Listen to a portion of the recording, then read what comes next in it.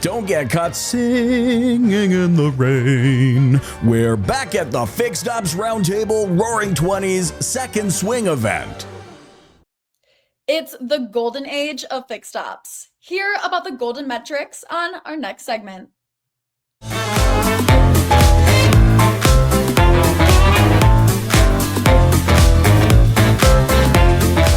Welcome back to the Fixed Ops Roundtable. I'm Sarah Vantine here with Ted Ings. We are at the Reynolds & Reynolds Amplify Summit here in Dallas, Texas. And today, Ted, we're going to be talking about the golden metrics.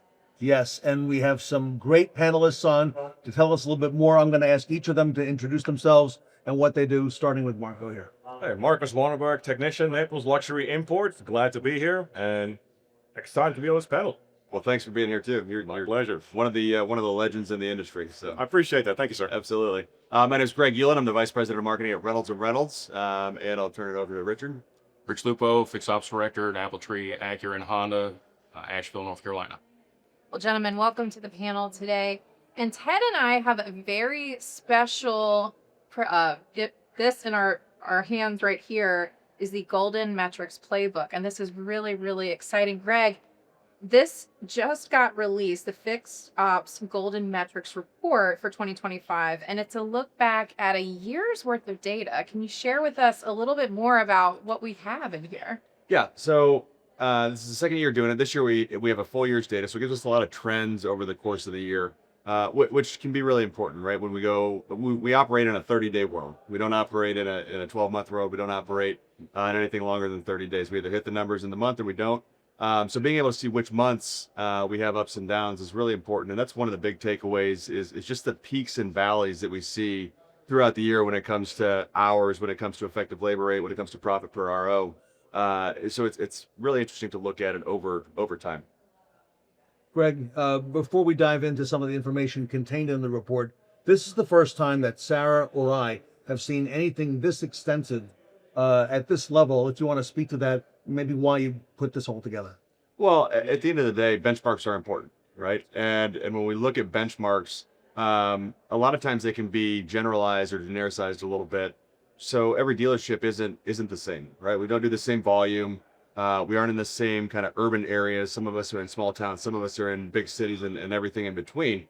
So to try to compare myself, if I'm a Honda dealer in St. Augustine, Florida, to a BMW dealer in Chicago, Illinois, that's not really a fair comparison, right? So finding ways to segment out the data is really important too when it comes to benchmarking, to see where you are, where you can be, and then also looking at your trends. Marco, at the Fixed Ops Roundtable, I know we say it's all about the hours. I think you've heard that before. Absolutely. And for the technicians to go home, Rich? And tired. We like to say it's about the hours, Greg, but I understand this year's report revealed some very interesting findings. If there's anything you want to share with us.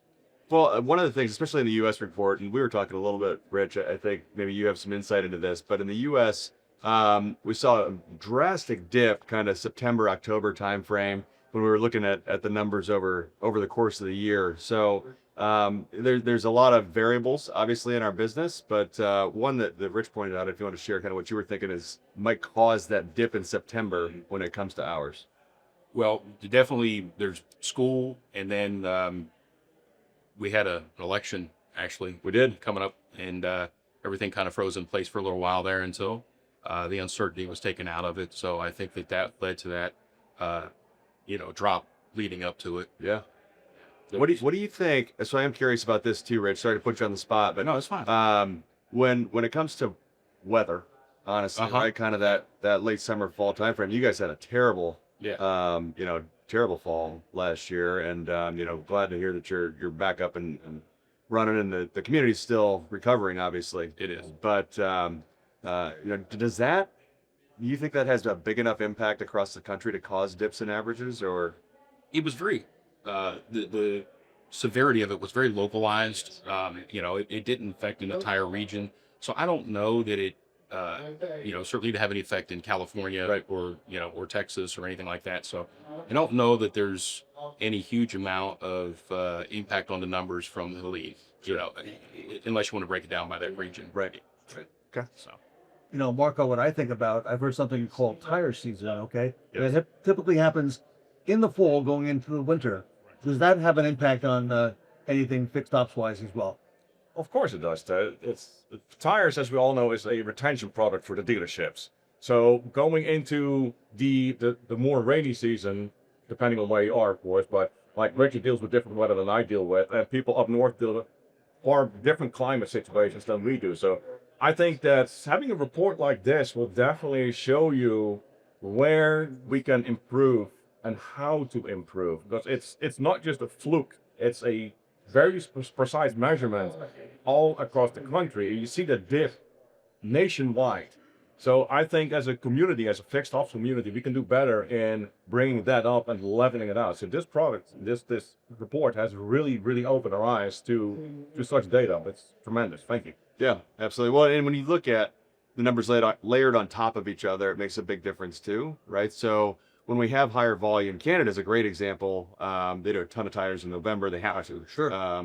So, they see a ton of volume, but their hours per RO dip dramatically. Right. So it's basically becoming maintenance work, just turning it over through the store in that month or the 2-month course.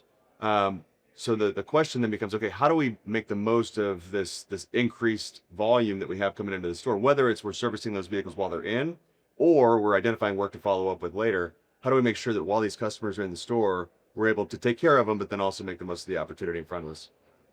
Greg, and talking about efficiency, one of the most interesting pieces in this report that y'all broke down was looking at the technicians' impact on all of these metrics when they're using an efficiency tool like service price guides. So what did it have to say this year?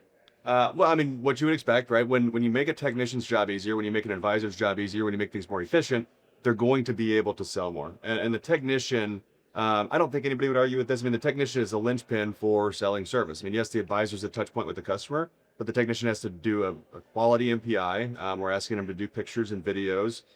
They need to identify the work. They need to describe the work. And then they need to get that information to the advisor. And the more we can streamline that process, make it easier, put everything in the technician's hands, really every KPI, every metric increases. They become more efficient. They sell more hours. The dealership performs at a much higher level. So it was pretty eye-opening. It was across every kind of region. It was across every volume class, across every type of community that we're in. Really didn't vary at all. And Marco, I know your dealership is a Reynolds and Reynolds dealership. Not only is Reynolds providing the dealer with these golden metrics report, okay, if they want to review it, but here at Amplify, they're also giving the dealers the tools, okay, Absolutely. to be able to improve. If you want to speak to that, because I've never seen, the interest inside in fixed operations and all the things in, Right. AI and, this all impacts this greatly. I think that especially with the help of AI, we have much more data at hand that is like on the fly instead of having to be analyzed and being behind the current trends. So with having these tools that Reynolds and Reynolds provide, including the data, we are able to adjust on the fly very quickly to changing in the market, changing in parts inventory, changing in how we utilize the shop and lower the unsold hours while we keep the efficiency up and keep everything going and flowing. And Richard, I learned a lot about these tools from you. Service price guide and all the innovations that you're using that are provided by Reynolds, if you want to speak to that as well. We do have a lot of Reynolds products in our store, and the integration that we get from it, we use all of the Reynolds products, leveraging them for efficiency. They do integrate well across all the platforms, and the golden metrics, when we look at them, and I went through it last year. I'm one of the wonky peoples that actually dive in and read the white papers, and there's a lot of great stuff in there. It comes from a technician background where you've got to, I started life as a technician, and if you want to be a good at fixed ops, you have to be in the details like you are a master technician. And it is a very valuable report, and the products and services that Reynolds provide for us put us on top of most of those metrics. And Greg, this is available now, the Golden Metrics report. This is the second year, right? It is. Yep. It's available at rayray.com or for our friends in Canada, rayray.ca, but both versions are available now. All right. So if our audience would like to learn more about the Golden Metrics and get a copy of this online, it's rayray.com Yes, sir. and available right now.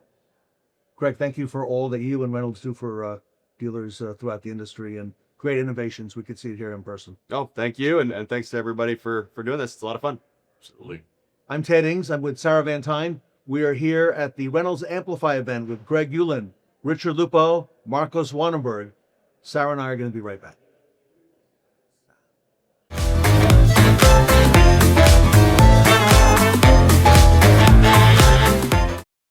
Hit the road, Jack, with the TSD mobility panel from our Amplify event.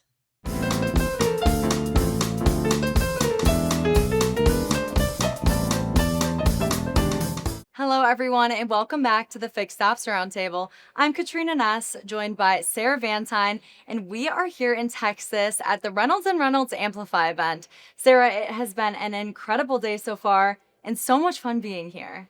It really has, Katrina, and we've got a great panel with us today talking about TSD, which before we get into some of our questions, I'm going to have our panelists introduce themselves, starting with Ed. I'm Ed Roberts, COO Bozard Ford Lincoln in sunny St. Augustine, Florida. And I'm Shawn Concannon, president of TSD Mobility Solutions, based out of North Andover, Massachusetts. Wow, and Shawn, TSD Mobility has been extremely active this year. Tell us what has been going on and, what you guys do as a whole.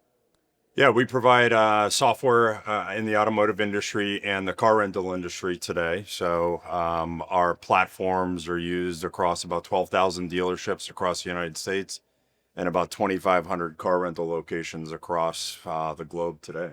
Wow. Yeah. What has 2025 been like for you guys, alongside Reynolds and just with everything going on this year? Yeah, we just hit our 1 year mark with Reynolds and Reynolds. It's been a fantastic year with them. We brought a lot of connectivity back to the marketplace, which we didn't have prior to 2025. So we spent a great part of the year trying to connect to Reynolds DMSs and some of their other companies that just made a lot of sense for us to connect to, like 700 Credit and stuff like that.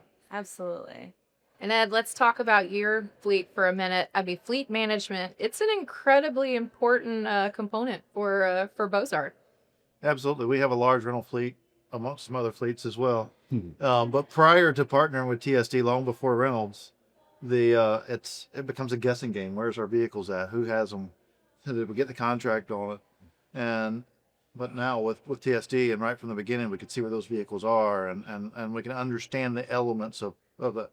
So tying those things together and having one central point to look at is instrumental and ultimately ties back to efficiency. And that's what we all look for. It's so true, Ed. And Shawn, I want to talk about a topic that has come up quite a bit at Reynolds and Reynolds Amplify this year, and that's AI. AI continues to elevate and bring a lot of new pieces into our industry. But how do you see it impacting fleet management moving forward? I think a big part of it where we're really starting to see AI come into is the overall damage detection on the car. So you give a vehicle to a customer in a certain condition, hopefully brand new and no scratches, dents, things, and AI really on the return of that vehicle can detect a lot of that damage. So we're starting to look at that stuff internally, externally. A ton of companies are out there doing that, but as far as fleets go, that's the one area that's really starting to stick out, meaning I can take a picture of a panel of a car and I don't need a human to point out that damage. AI can just kind of filter that damage and surface it right up. We're also seeing it being brought to the next level is it can actually go out and get an estimate for that and tell you that that's a $2,000 dent that's across a couple quarter panels versus it's, you can buff that out and stuff. So I think you're going to see a lot more of that coming into fleet management here very quickly with AI. Well, that sounds incredible. And Ed, I imagine, when you're thinking about a fleet such as your size and all of these pieces with that AI efficiency, looking at, damage to the vehicle, but then also there's some components that'll impact the customer experience. So how will you be utilizing it? Well, like Shawn said, the elements of finding those things with layering over the pictures, because if something happens, if a rock hits the windshield and it's in the lower part of it and we don't know to look for it there because nobody's telling us to look for it there, but there's damage there, then we know what the cost of that's going to be. And I love the element of layering out there and understanding the somewhat of the cost of that repair, what that repair would be. but it allows us to, whether it's to handle the situation then, because if we come back to a customer and say, hey, we found this after you left, then it becomes a he said, she said. And so when you can tie it all together at one time, then you can have a different conversation up front. And when you have that conversation up front, the customer knows what happened. So it isn't like they're trying to hide anything then, because at that point, it's, for lack of better terms, not necessarily the term to use, they got caught. Well, it got highlighted. And now we can talk about something real time rather than after the fact, or swallowed up as an expense after the fact. And Shawn, I imagine this AI with it as well, if you're taking out some of the, inconsistencies in a process. So it actually is giving you a lot more transparency with the customer and with the vehicle. Yeah, because your hope is that same AI is on the front of the vehicle. So in a lot of aspects, I know with my car rentals today that I do personally, sometimes they don't even come out and walk around the car with you anymore. So to be able to put that back into the consumer's hand where they can have a peace of mind before they take a, $40,000, $50,000, $80,000 asset out is a big customer service component of it. Definitely. And Shawn, by staying ahead of different changes in the industry and dealerships staying on top of everything, what is one best practice when it comes to fleet management that you think makes a large difference in dealerships today, whether that be feedback that you've heard from customers or just real world experience? Yeah, I would say from a dealership with a loan car rental fleet best practice out there, we still see a lot of dealers, they've got the wrong people managing this fleet of vehicles. Right, software is TSD, but the wrong person managing it. It might be, someone that's just given this title. So my best practice is go out and invest in a proper fleet manager, someone that's got rental car experience or used to managing a large fleet of vehicles. I mean, with a fleet like Ed's, you're talking a multi-million dollar, set of assets rolling around there, liability. There's a lot of aspects of that, and that demands more attention nowadays than spreading it across 8 advisors or, just giving it piling on top of a valet or a cashier. It demands its own fleet management position. Definitely. Accountability is very important, making doubt. sure that someone has ownership over it for sure. Ed, what about you from a retail perspective? What are some best practices that you guys definitely try to include with your fleet management? Well, I want to take it in a little deeper to what you just talked about there, because that's what dealers do. Dealers throw somebody at the problem, and we end up putting a square peg in a round hole, and it doesn't necessarily fit. They don't know how to manage those assets. Yeah. And for us, and yes, certain dealers they give a certain number of cars to each advisor, and they all manage their own. But for us, we did have someone managing that fleet, and we tried to manage it as, let's just make it a area that we can break even. It's a part of doing business with what we do for service. And then when we made that switch, okay, this fleet's grown too big. We need to have someone that understands this. And we brought someone in that understood the rental car business and tied them to it. It went from being what we strived to break even with, and sometimes we would, sometimes we wouldn't, but now it's a profit center. Wow. And so the opportunities are endless when you put the right people in that understands how to manage those assets, how to manage utilization, calendar utilization of those vehicles and those elements. Because when it's sitting there in our parking lot, it's not doing us any good. And when it's sitting in someone's driveway because it didn't need to be, because they went on vacation and we don't have those elements, didn't know the right questions to ask, it's not doing anybody any good either. So getting the utilization up is instrumental. Shawn, in our final few moments, just to touch back on what TSD does as a whole and what's on the horizon for 2025 and 2026, what is one of the most common questions that you get from dealers, and what should they be looking at to implement?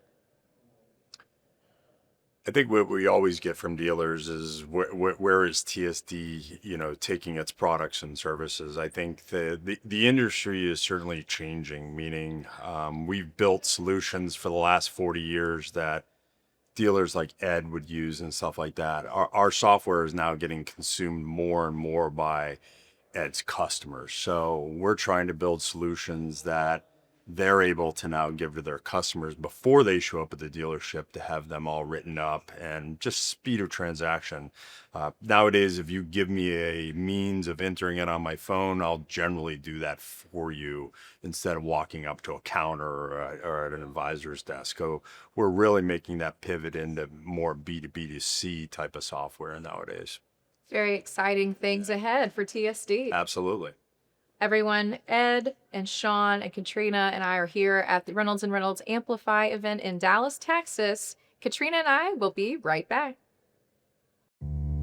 Meet Relo, the automated parts runner designed to minimize technician downtime and streamline service operations. Today, we're going to walk through exactly how Relo works, step by step. It all starts here. The technician completes an inspection and recommends work for the vehicle. The advisor sends the estimate to the customer using e-approval.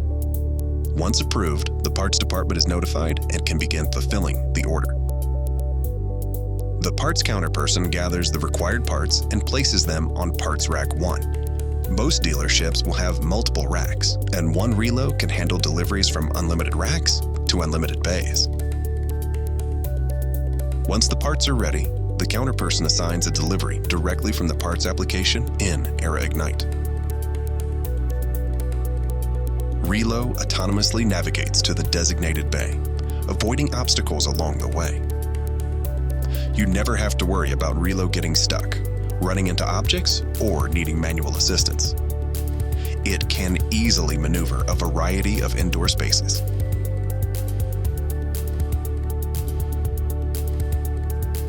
Once it arrives at the service bay, the technician retrieves the parts without ever leaving their workspace. It's designed to operate independently and keep your service department running smoothly.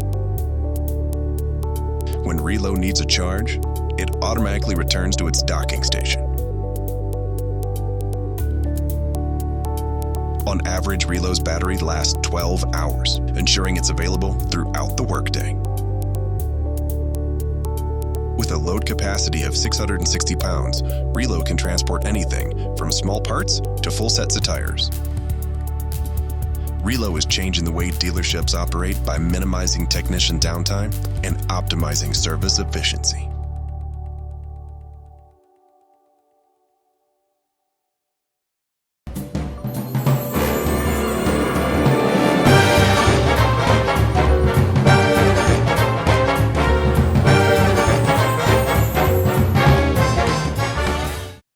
Lend a hand for our stand-up segment. It's the Epicor panel.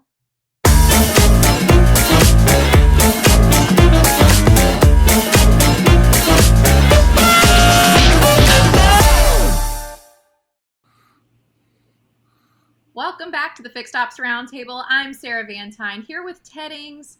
Today we're tackling a challenge that every dealership faces: operational change. Whether it's onboarding new techs, integrating acquisitions, or adapting to new tools, the pressure is on to evolve. But how do you do that without losing consistency or burning out your best people?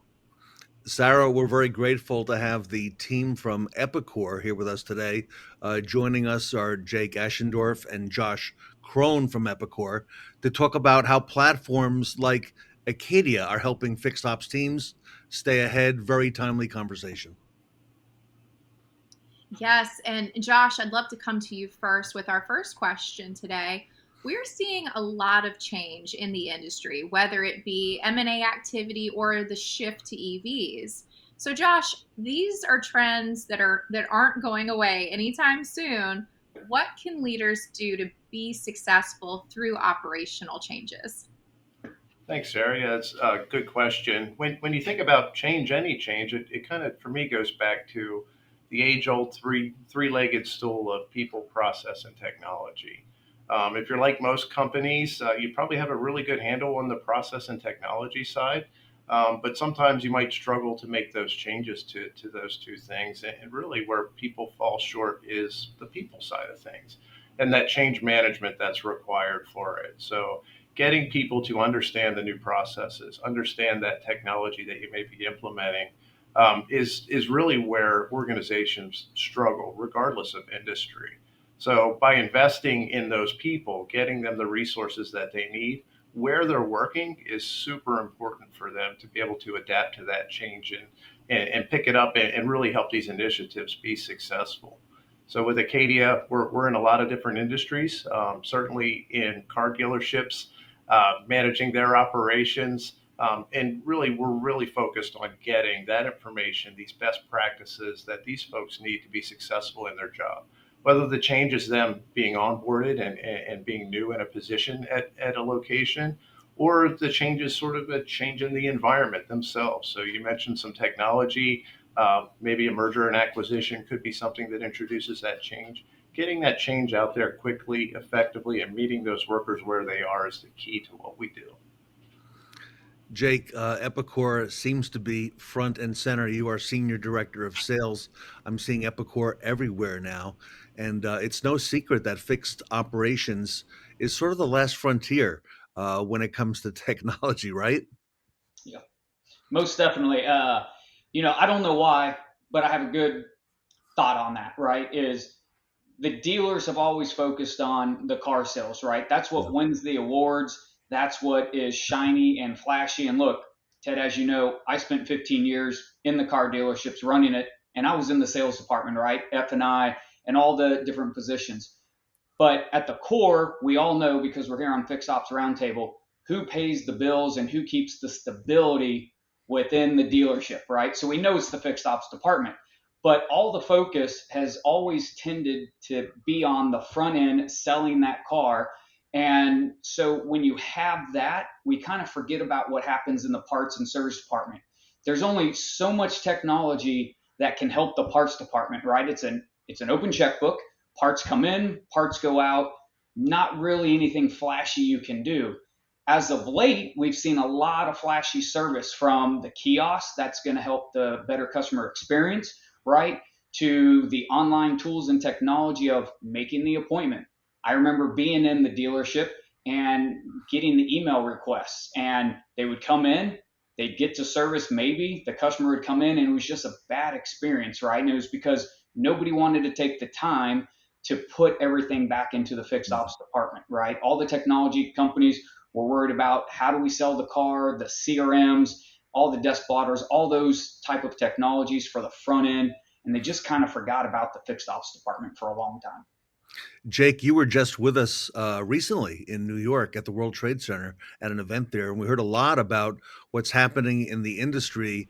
Things such as service drive acquisition, things that are now becoming a part of fixed ops. And you're right on the technology side.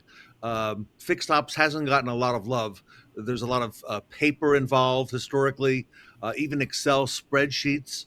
But again, that's changing. And I think Epicor is really at the forefront of that, if you agree.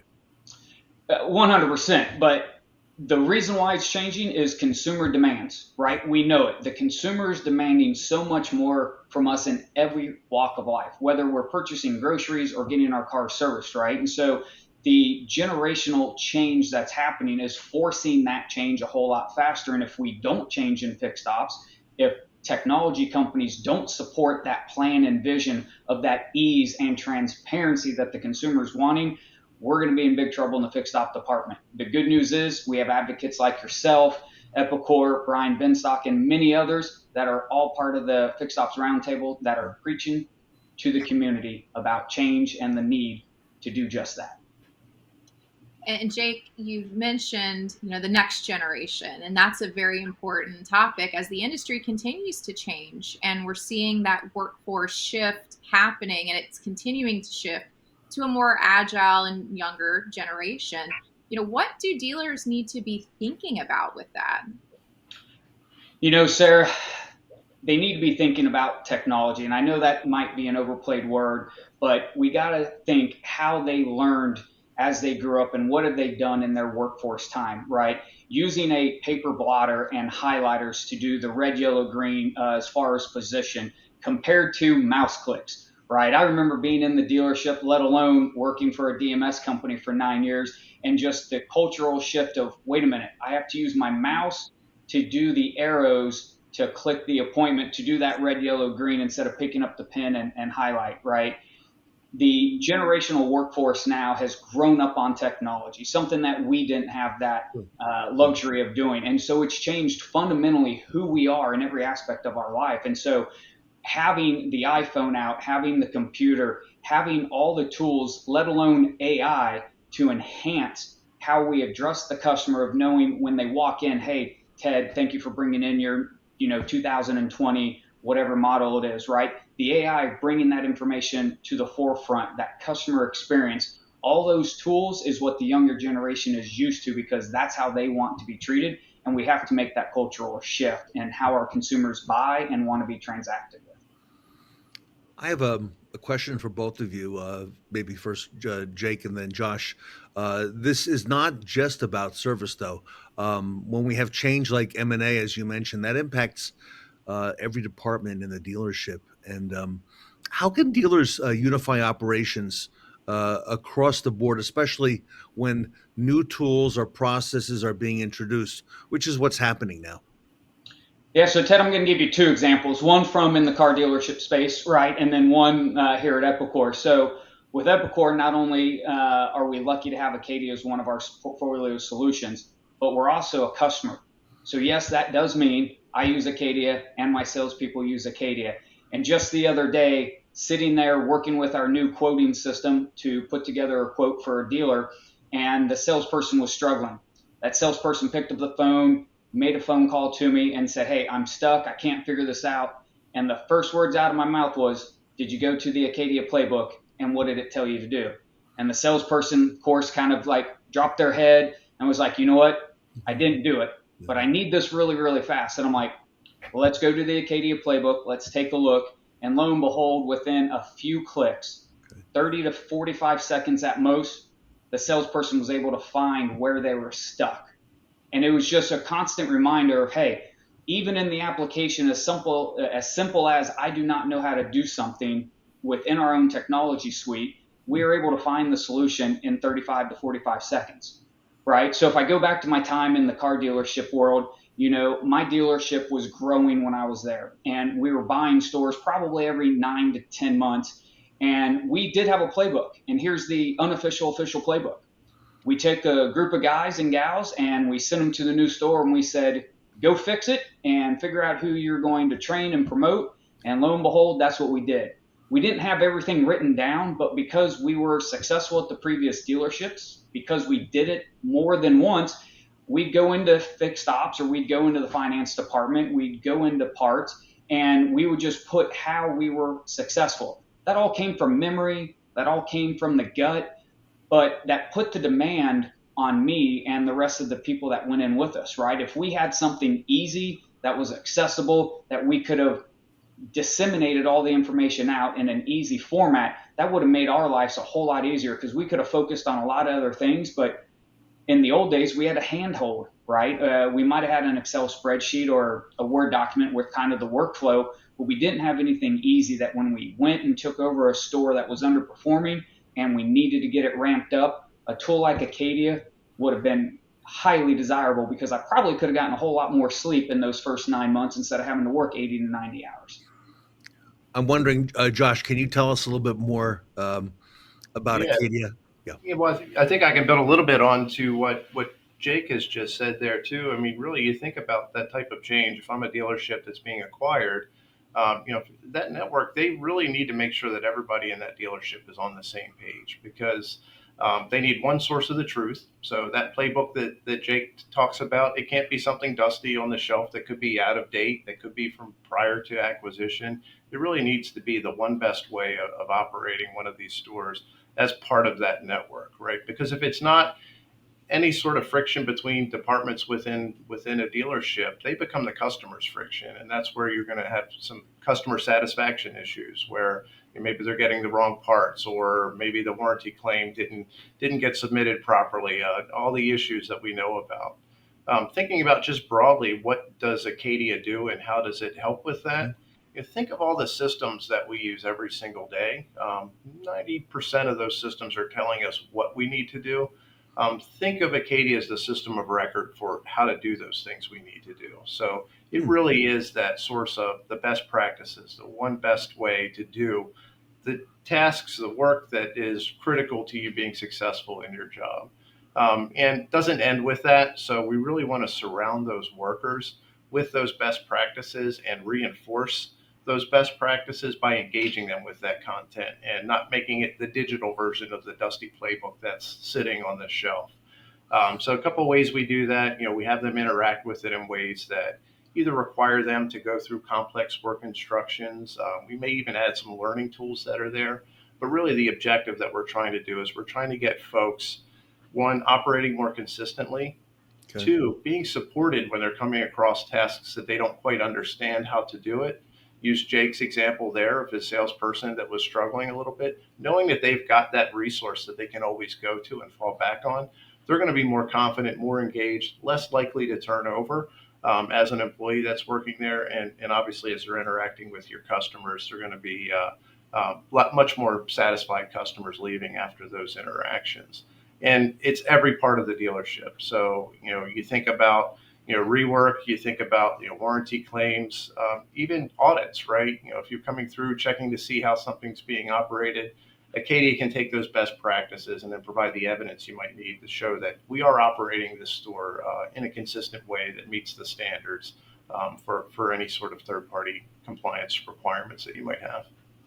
Josh, I recently had a very prominent retailer dealer on the Fixed Ops Roundtable out of Colorado, and he talked about the importance of facilitating the knowledge transfer, okay, and also scaling best practices and how important that is to a retailer. And he has a number of locations.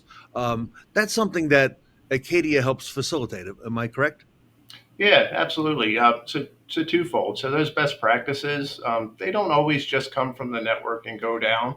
Obviously the people that are interacting with that work on a day-to-day basis, they actually can help you improve those best practices. So we include a nice closed feedback loop, right? Way to engage those folks in a two-way conversation and use the input, the feedback that you're getting on the floor to improve those practices that are there. So that's one way. The other way too is, you think about as those frontline workers interact with those best practices that are on Acadia, they're actually demonstrating what they're capable of. So Acadia kind of takes that one step further and says, I can see these interactions. I understand that these are the interactions that you need to do to demonstrate that you're capable. You can actually lay out a path for them. So as you're transitioning from one position to another or onboarding folks, you can capture what it takes to build that capability that you need. And then for someone that's managing all of that, it gives you insight into who's capable of doing what. So as you're changing best practices, you can push those out. You can come up with a plan for what it takes to train and make sure that folks understand it and are capable of executing those best practices, and then get a view of who is actually capable in your organization. Josh, it really puts the people in the organization first and how you've built out these processes and how all of these problems can be solved in Acadia. And so if a dealer is listening and they're thinking, we need to get ahead of this, or they've got an acquisition that's coming down the line, where should they start? Yeah, I mean, take Acadia out of the equation, take a step back, right? You know what needs to be done. I mean, if you're in that position, chances are you've done it before, right? Think about the critical things where things either went really well when they were executed well, and think about maybe where they went poorly. From our perspective, it's the change management. How do I ensure that we don't trip over the things that we failed on in the past? Come up with a game plan, come up with a playbook for those things specifically. And they're not about all the time like getting your finance lined up with what the network wants. More often than not, they're about how do I make sure that the employees that are expected to adapt to this change are set up for success to understand the change as quickly as possible. Focus on those resources. We would love to talk to anybody that's in this position to help them get started, whether you become an Acadia customer or not. We love this. We love hearing these anecdotes from the field. It helps me as someone who is managing a product. It helps me make the product better. But at the same time, we like hearing about these challenges and helping you come up with a plan for it. So our perspective is people first, understand where the people are going to help make this change be successful, and then give them the resources that they need in order to do so. Jake, Josh just stole my thunder. I was going to say to you, Jake, that this really is a people first business, isn't it? It is. And to echo a lot of what Josh says, right?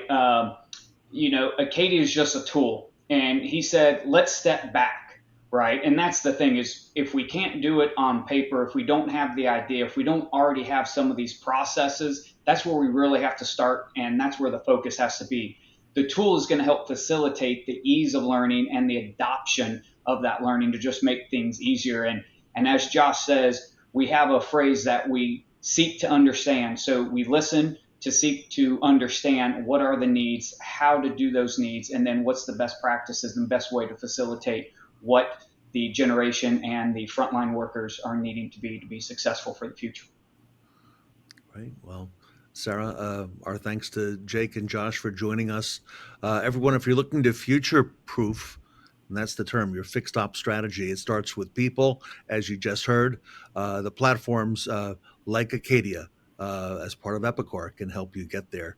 On behalf of the Fixed Ops Roundtable, Josh, Crone, and Jake, thank you so much for being with us today and for being such a big part of what's happening in our industry. Epicor is a huge company, but you've got a big focus on the retail dealers. So thank you for all that you do. We appreciate being here, Ted and Sarah. Thank you much. Thanks, Ted, Sarah. Appreciate it. Everybody, the team from Acadia, Epicor, here with us today at the Fixed Ops Roundtable.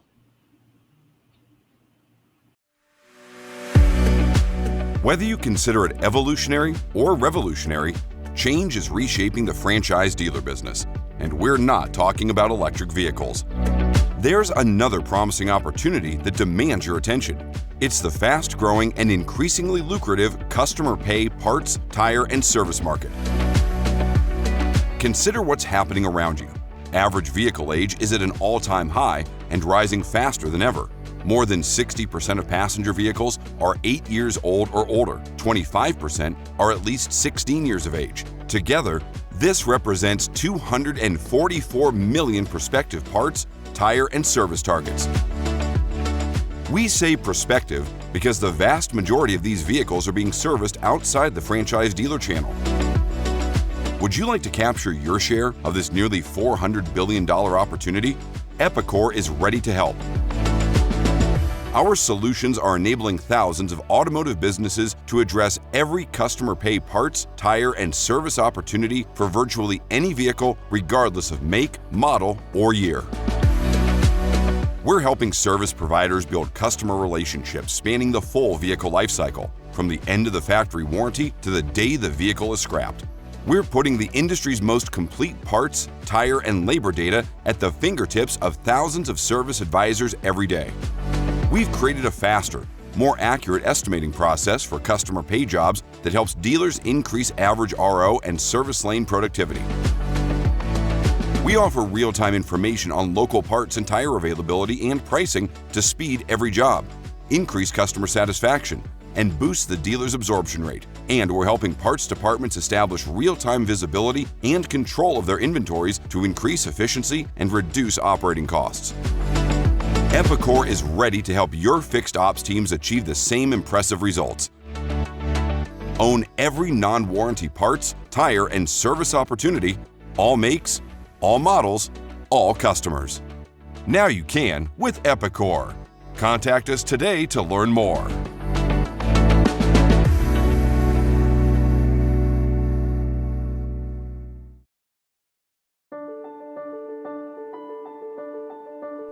BG Experience provides a window into today's vehicle systems, including the engine, brake, driveline, and cooling system.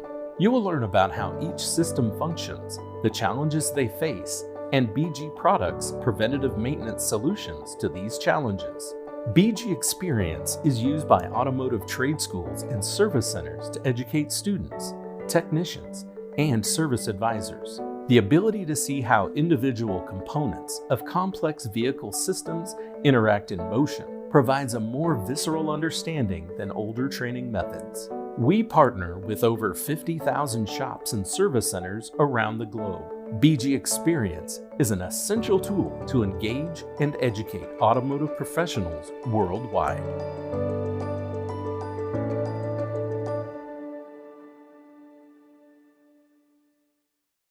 The fixed ops landscape is changing, and lucky for you, the Fixed Ops Roundtable is always moving forward.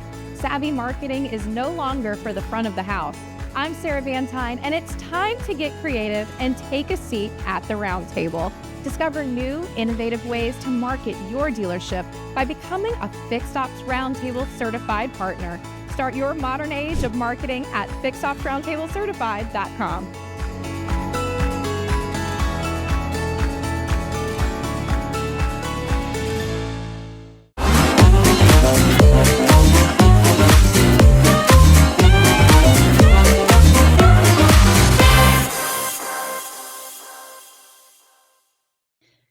Hear from the bee's knees of BDC on our next panel, filmed live at our Snell pop-up event.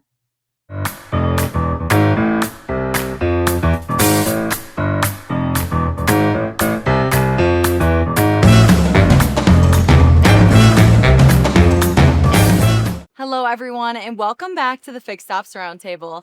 I'm Katrina Ness, joined by Ted Ings, and we are here in Dallas, Texas, at the Snell Motor Company. Ted, it has been a wonderful day so far. It has. We're learning all about the Snell Motor Company.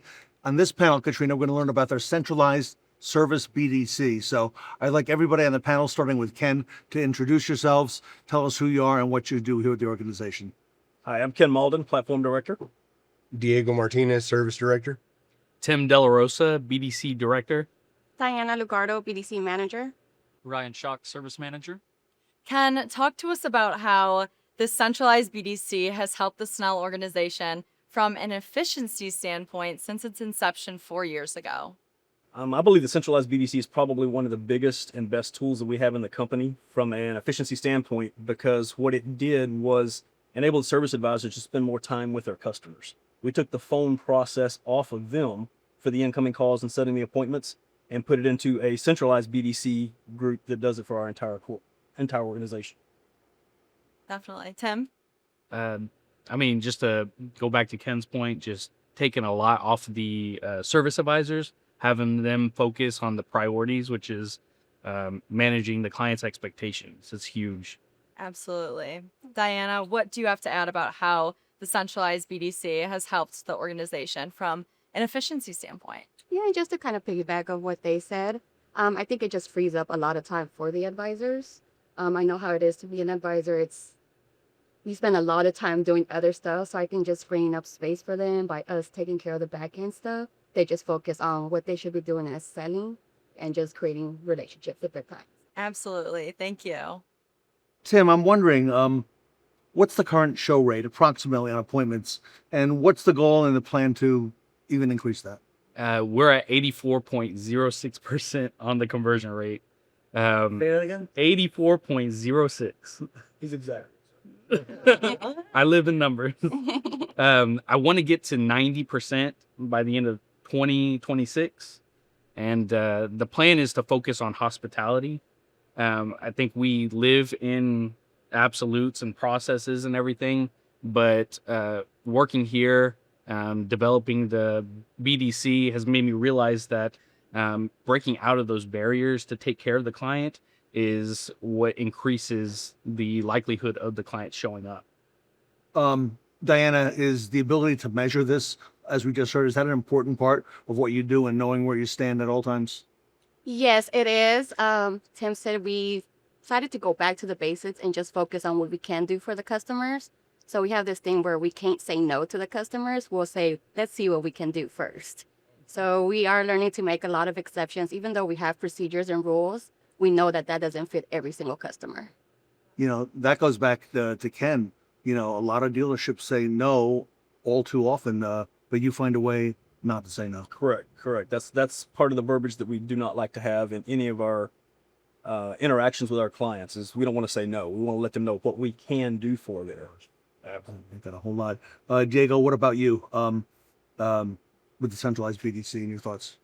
It makes the dealerships uniform. I mean, we have 5 stores. Having the same people set the appointments makes a big difference. Because it doesn't matter what store you go to, it's exactly the same process, right? And so it does help the advisors as well. I mean, that's the main thing, right? They don't control the amount of appointments we receive, we get to dictate a little bit more of what's actually coming in. And what about times of day that they come in? You know, a lot of dealerships, you walk into the shop late in the afternoon and there's very little activity in the shop because they stopped taking appointments at noon. Your thoughts on that? Well, the answer was always come in first thing in the morning, we'll get you out, right? Well, that's not necessarily the best for the client, for the technician to get the work out. So actually staggering them, bringing them in at certain times, we can get to your vehicle and complete it instead of being able to tell you no.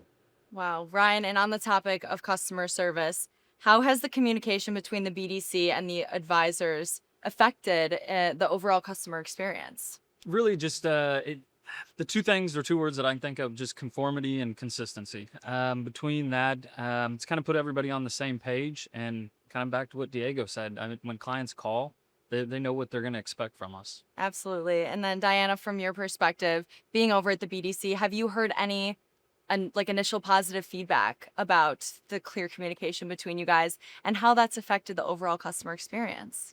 Yes, for sure. I think because we're the first person that customers talk to, we kind of start them off with the experience they're going to have here. Yeah. So I think just having that communication with the advisors, being able to just email them, let them know what their customers are needing, I think it has really helped the customer experience because it builds trust with them. Yeah, trust and consistency and, handling from one person to the other, for sure. Tim, what about yourself?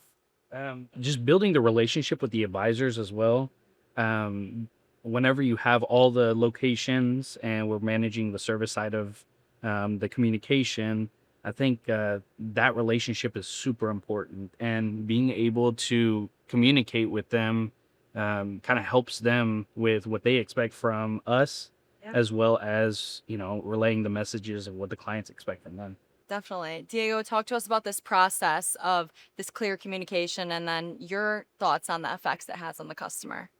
No, the process is pretty seamless. I mean, we have phones, email, other ways of communicating back and forth. So the communication factors there, it does help in the long run because you know what you're expecting. You know what's going to come up. So expectation is key. If you don't know what's coming, then you make up your own.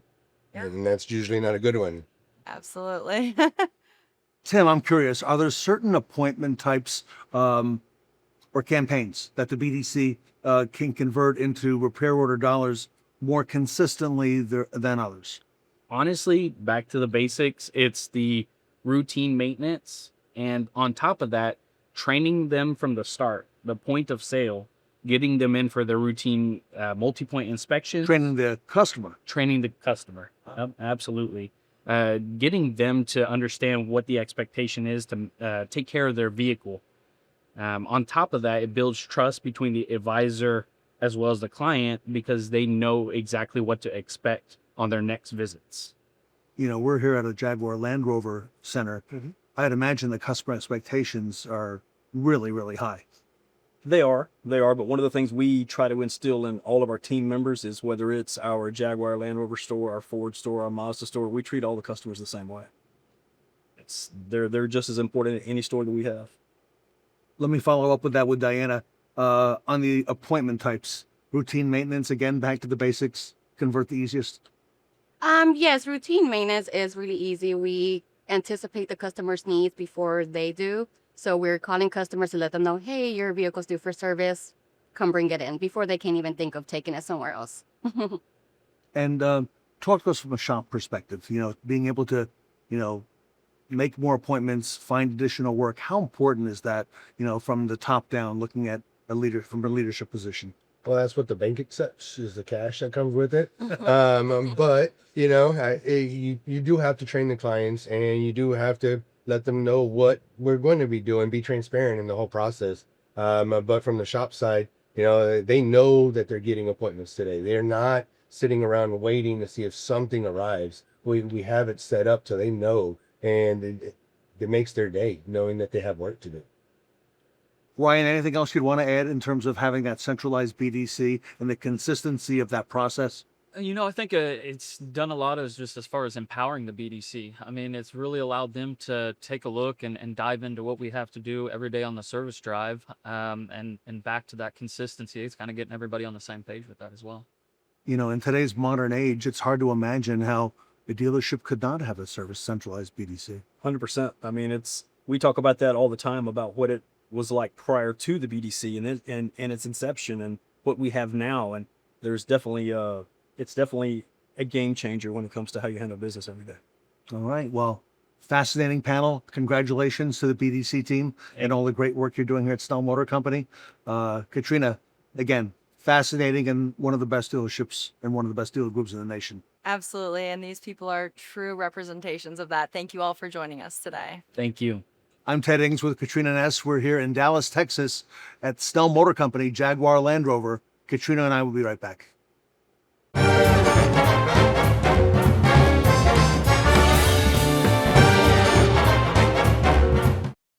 Don your finest darb for our dealer pay segment up next.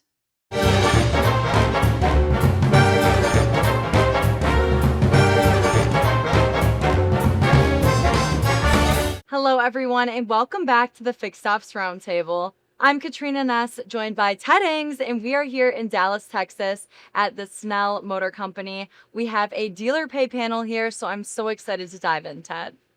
Katrina, so fortunate to have Dealer Pay with the Fixed Ops Roundtable. Dealer Pay is a certified partner. Absolutely. Jen, great to meet you, and congratulations on all the success that you're having out there. Glad to be here.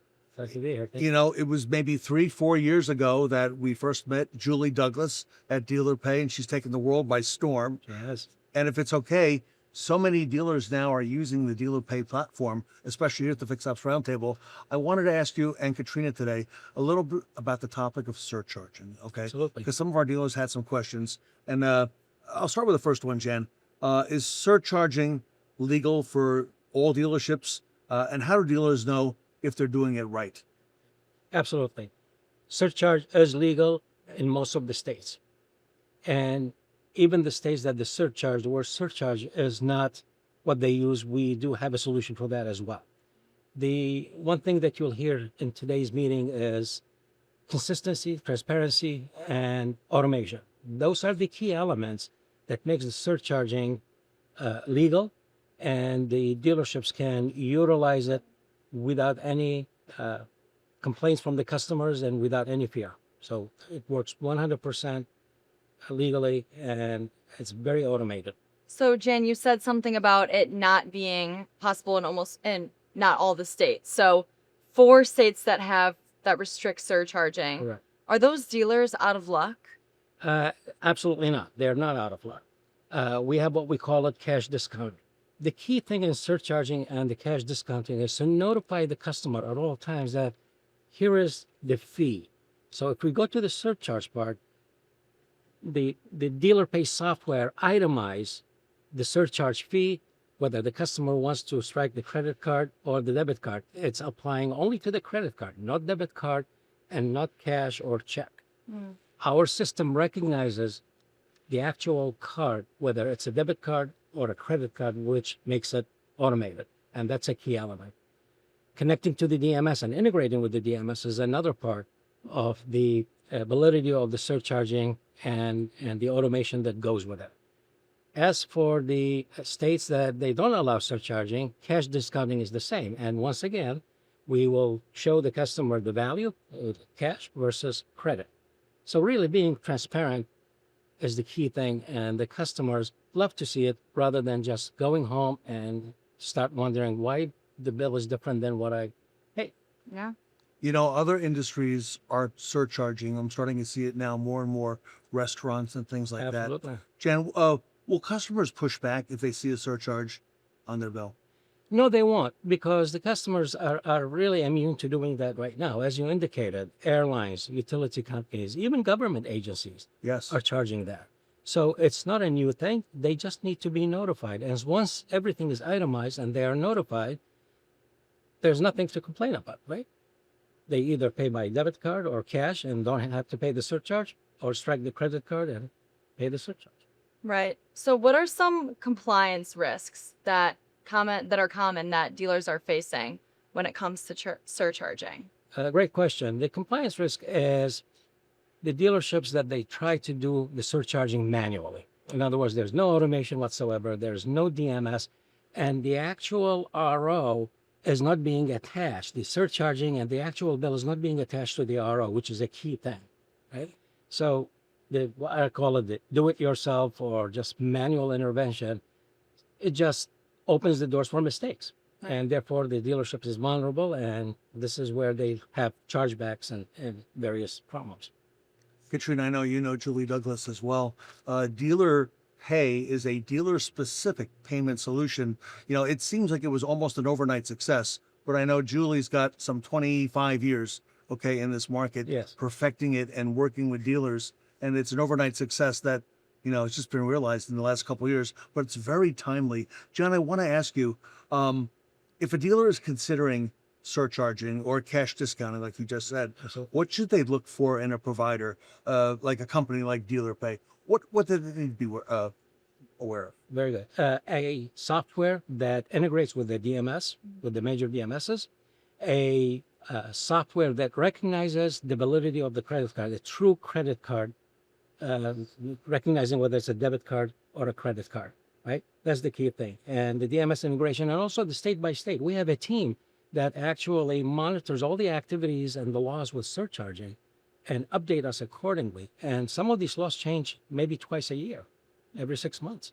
Wow. So we are engaged with the authorities just to make sure that we are compliant and we're not making any mistakes that can affect our dealerships. I know Dealer Pay is always looking out for the dealer, okay?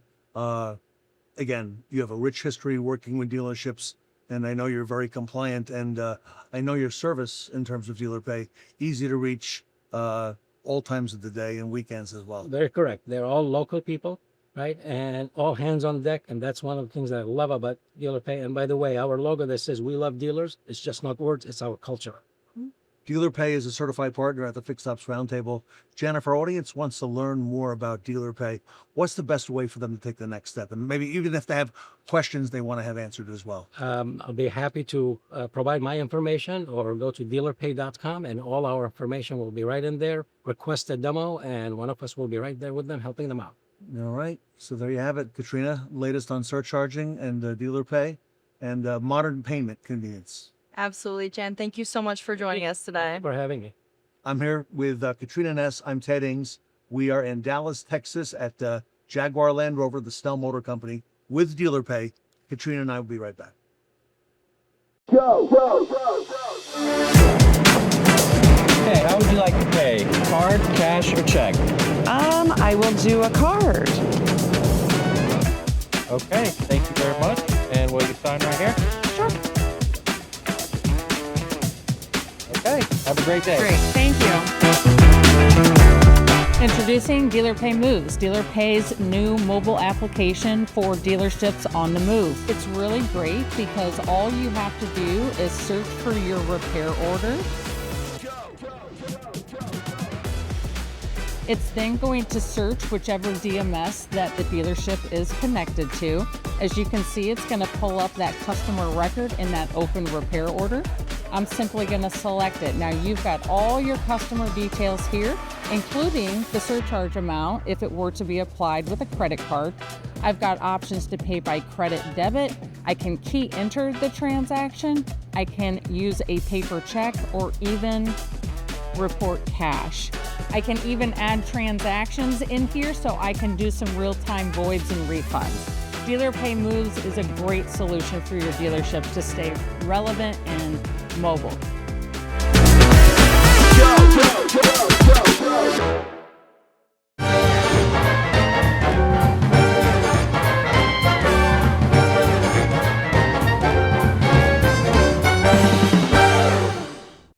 Get ready to dance. Up next is Jennifer Briggs from the Auto Diesel Institute of Michigan.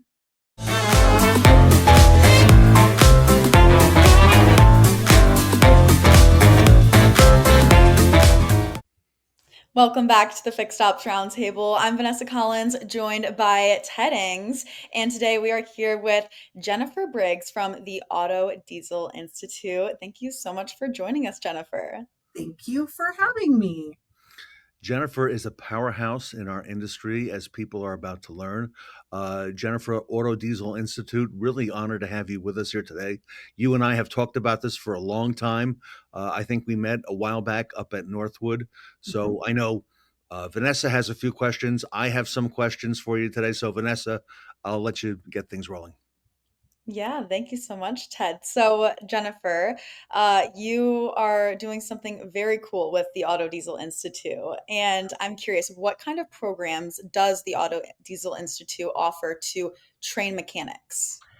Well, so we are, I mean, I hate to even use the word college because, I mean, we're a cross between, we're part of a large 4-year college system. So we have high level programs, not like some of the trade schools, which they're all awesome. We need as many mechanics as possible, right? We need A, B, and C technicians. But here at the Auto Diesel Institute, we actually offer ASC master level accredited programs. So there are 3 different levels of accreditation. And in the stores, you guys are very familiar with your ASC certifications for your mechanics. So our college is actually accredited by ASC at that master tech level. And we currently offer 4 different programs for now, because I'm building a lot more. We offer a 2-semester certificate for an auto service technician and a diesel technician as well. So we have 2 different certificates, just 2 semesters, 9 months, and you're going to earn at 5. You'll be trained to sit for 5 full ASC certificates, and on the diesel side, 5 state of Michigan certificates and 7 auto. But then our associates program is 18 months. It's 4 semesters, but we run them right through. The students are on campus with us for 3 semesters, and then those gen eds, they take it home so they can go right to work. Because of our accreditation, and thankfully, someone at the college decided to come hire some crazy car lady to run it, we really are focusing on getting these students in and getting them trained. The training is intense. I mean, it's 2 semesters at a master technician level. We have to teach 90% of all of those tasks that ASC is saying, or we lose accreditation. So it's an intense training program, Vanessa, but we are teaching them everything they need to know. I am going to build out some lower level programs, right, for the maintenance and light repair, because we do need techs at all levels. But currently, and it's great because we're at the master level, so bringing in those shorter programs will be easy compared to how we're training those mechanics now. Yeah. Jennifer, give us some color, some background. Where is the Auto Diesel Institute located? Where do the students come from? Tell us a little bit more. Yes. So we are located in Owasso, Michigan, which most people have never heard of, but we are right about here. When you look at the mitten, between Flint and Lansing, we're pretty central in the main part of the state. We have students from all over, though. We have some students from South Carolina. We have students from Texas. We have students from New York. The nice part about being part of a bigger college system is we have housing. So, and we have housing scholarships. So students come to us from all over. Okay. And the great part I love is we have students in the building from the age of 17 to 56. Wow. Wow. So we are training, our 56-year-old student, he owns a farm. And he's just gotten tired of, he popped in. I embarrassed myself, guys, when he came for his tour, because I was like, oh, are we waiting for your student to join us? And he says, no, I'm the student. I'm tired of paying people to fix my diesel equipment and all of those things. But he actually has taken on a job second shift because he's just finished his 3rd semester in the associate. And one of these diesel shops made him an offer he couldn't refuse. So now he does his farming during the day and he's turning a wrench in a shop second shift. I love it. Jennifer, Vanessa and I were recently hosting a venue, a meeting in New York at the World Trade Center, and we had a lot of folks up there. And one of them was Marcos Wannenberg, a very well-known technician, and he said that one of the reasons why it's hard for dealers to find techs is that historically dealers have not treated techs, okay, quite as well as they should. But now there's a new realization, that the technician is of importance, of great importance. So I got to ask you, has it been hard for you to find students? It has been the college, I think, over the last few years has had a hard time, but getting out there, like I've put like 50,000 miles on my car. I just celebrated my 1-year anniversary here at the school. And so, but for me, yes and no, right? There's a lot of ground to cover, and the type of student who is going to excel in a program like this is probably not going to be captured from an internet lead. It's just like if you're trying to hire techs, like you have to be really creative. You can't just post an ad.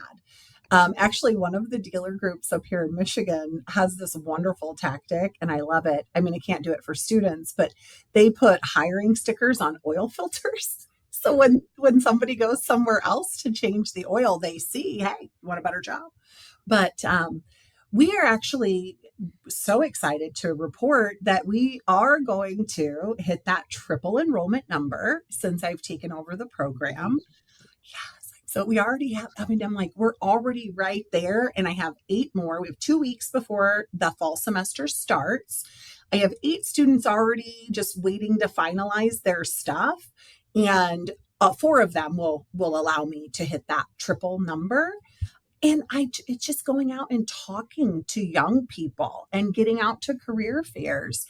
I think part of the reason we struggle, and like we historically have been very unfriendly to a lot of positions in the dealership. Like I started at 22 in the accounting office. And that was another area where it was like, oh, those are just the girls in the back. Like it's same thing with the technicians. But when I got into executive operations, like my service department was my baby. And when I got into consulting, it's how I chose my customers. I would ask their service absorption number. And if their absorption was not where it needed to be, I knew they weren't at the level that they needed to be able to work with me. And if they said, what service absorption? I definitely stopped talking. As a consultant, it's important that your clients can be successful. And we all know those metrics are great indicators of where the rubber meets the road and are they going to do the work. But, with the technicians, I have seen some really great examples of groups that are partnering with like junior achievements and things like that. But when the pool is so small, poaching is our common practice in the store, right? We're trying to poach technicians. Since I've taken over this job, I'm like, no, you have to grow them. And if you don't have the senior tech in your shop to help grow them, guess what? You can send them to me and I will teach them and send them back to you. So we are really excited. And honestly, there's a lot of young people who want to work with their hands. I think this is a great time for us to rebuild and take this. The Wall Street Journal has said Gen Z is the tool belt generation. Through COVID, they saw lots of people lose jobs, lose security, at least have to take a significant cut back. But these trades have not. They have actually increased in pay and increased in demand. So I think it's a great time for us as an industry to be able to like really show off, because I mean, really, if your service department is rocking and your technicians are turning where you need to be, it doesn't matter what you're doing in sales. Service will take care of everything. Maybe used cars a little, but that also depends on a successful service department. Yeah. Jennifer, from a finance standpoint, do any of your programs offer financial aid, or what does that look like for techs of any age to attend the Auto Diesel Institute? That's a fantastic question and wonderful segue, Vanessa, because also this new generation of student is very concerned about college debt. And for our technicians, they also have tool debt to think about once they finish their program. Because we are a part of a larger college system, we are full financial aid eligible. We are a private college, but we're also a nonprofit. So we have lots of scholarships available for students. We're part of the Baker College system, all Baker students, but the Auto Diesel Institute in specific, we have a up to $3,000 scholarship for students just attending here. And that's the only qualification they need to have to be able to get that. I just, in addition to the federal financial aid that students are available for, Pell Grants, I do encourage students to stay away from student loans, which is crazy. And some of the people in the institution are like, like we're a university, like that's what we're supposed to do. But there's so many industry scholarships available for these technicians as well that I tell them, let's look at grants first, because that's free money. Then the next is scholarships. And if you have to take out a student loan, I have also collected, and I need to collect more. So if anybody is watching has a tuition reimbursement program at their dealership, Okay. I am collecting those for my students because some of those scholarships are GPA dependent, and some of our technicians, they're fantastic technicians. But I'm going to tell you, because my son actually was enrolled at the Auto Diesel Institute before I took it over. And, we don't qualify for financial aid. And he also didn't plan on going to college. We thought he was going to the European Basketball League. Then COVID hit and all of these things. So I won't tell you, but he did not have a GPA that qualified for scholarships, is what I will say. But there are some we have different local truck show scholarships. He got, scholarships from people that are not GPA dependent because everybody knows how badly we need these technicians. So between the federal financial aid, the private scholarships, industry scholarships, and those tuition reimbursement programs, my goal is that the students who leave this building, we want to graduate as many talented technicians as possible with as little debt as possible. Now, I can't make it work for everybody, but that's the goal. That's awesome. And that's so important that you preach that, avoiding student debt, because that is something that burdens young people in this generation. And it would definitely burden this industry as well. So, well, and I don't have the specific stat, but I when I was at NADA, the gentleman from Wrenchway, what is his name? I know Jay. you know his name. Jay was sharing some statistics about this new generation of technicians that they burn out. 50% will burn out in the first year. They are not going to a different dealership. They are out altogether. And I do believe it's a combination, like that tool debt. Yeah. Insane. And I just had this conversation with Snap-on, and are they a sponsor before I tell this story? I'm familiar with that name, but not here at the Roundtable. Okay, very good. But they would like us to be a Snap-on exclusive school, of course, with how we're growing, with all of these things. But I said to him, here is my struggle. Yes, I believe you have a top quality tool product. And I think that every technician aspires to have a big, beautiful Snap-on or Matco box, right? Both are very expensive products. But a brand new technician is going to have to work their way up, even with a certificate or a degree from a training program. They're still going to have to work their way up in the shop. Yeah. They are not going to turn enough hours to make that payment. So I actually have brought in, our students don't have to buy tools to attend our school. We provide all of the tools that they need in every lab and every class. At the end of their program, we bring in all the manufacturers, all of the tool companies, and they have a tool fair where they get to purchase at some discounts are like 60%. And they do have financing options, but one of those providers, which again, this might be the accountant in me that is becoming my favorite, is Gear Wrench or Tech World. They represent a lot of manufacturers like Craftsman and some of those, some hot techs would be like, oh, those are like beginners tools. These technicians are beginners. Yeah. So they actually offer 6 and 12 months same as cash in their student purchase program. Wow. So no interest. No. Wow. College kids really haven't established their credit yet. So the interest rate they're going to get from these bigger tool companies and they're going to ask them to buy 12 grand worth of tools. And that's just not feasible. And I believe that that stat that Jay shared with us at NADA, a contributing factor is I can't turn enough hours to make that payment. So I have to figure out a different way, send the tools back and find something else. So I am trying to make sure that the technicians that lead my program are set up and understand how to invest in their own business when they get actually into the shops for their full career.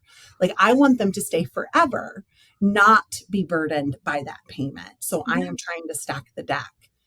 And there are grants that will help students buy tools to go to work. So I'm Lots of trying different to, avenues. yes, So- to remove every obstacle. Jennifer, so our audience, people watching us here today, dealers, general managers, decision makers, how do they connect and how do they partner with schools like yours, the Auto Diesel Institute? How do Oh they my go God. about, how do they go about doing that? So the first thing I would encourage you to do, no matter where you are in the country, there's probably a high school near you. And like here in the state of Michigan, most high schools don't actually have programs. They have county tech centers where they'll bus the students to.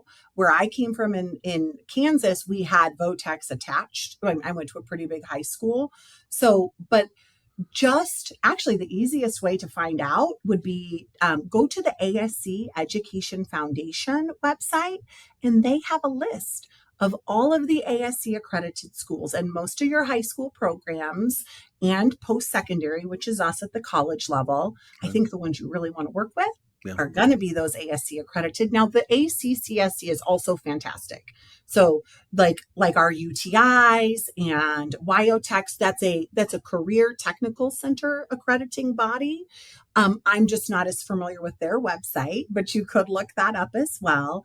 But the ASC Education Foundation, because I think as dealers, we need to get involved younger, right? We are so active in our communities all of the time, but we don't talk about it. And we'll sponsor a little league team, but maybe you could sponsor a Skills USA team for your high school. Now, you probably don't know what that is, right? They're like, Jennifer, what the heck is Skills USA? Go to that website too. It's a skilled trade competition for middle school, high school, and colleges. So yes, keep sponsoring the Little League team. They love you and your town and your community loves you for that. But check out those programs and add that because man, $5,000 will go a long way for a high school program. And you think about what our cost of turnover is in the shop. Sure. We're losing way more money than that when we turn over these employees. But if you start investing in that local program, and you're making great friends with that teacher or advisor, and those students say, hey, some of them from high school come to programs like ours because the high schools are maintenance and light repair accredited. So if they really want to hone their skills, they'll come to a facility like mine and train at the master level. But a lot of those students are just going to come right to you. I mean, and you're going to start them and have to train them through on your OEM things. And that's another fun thing I'll talk to you guys about later. All the OEMs are now opening up all of this training for colleges, which is great because it's been pay to play. But now I've got Toyota, I've got GM, I've got Ford, I've got Kia, I've got Nissan, I've got Hyundai, all the same certifications and trainings they take in your dealership. Mm-hmm. I now have access to give to my students. Oh, wow. Which is exciting. It's huge. That is so exciting. Yeah.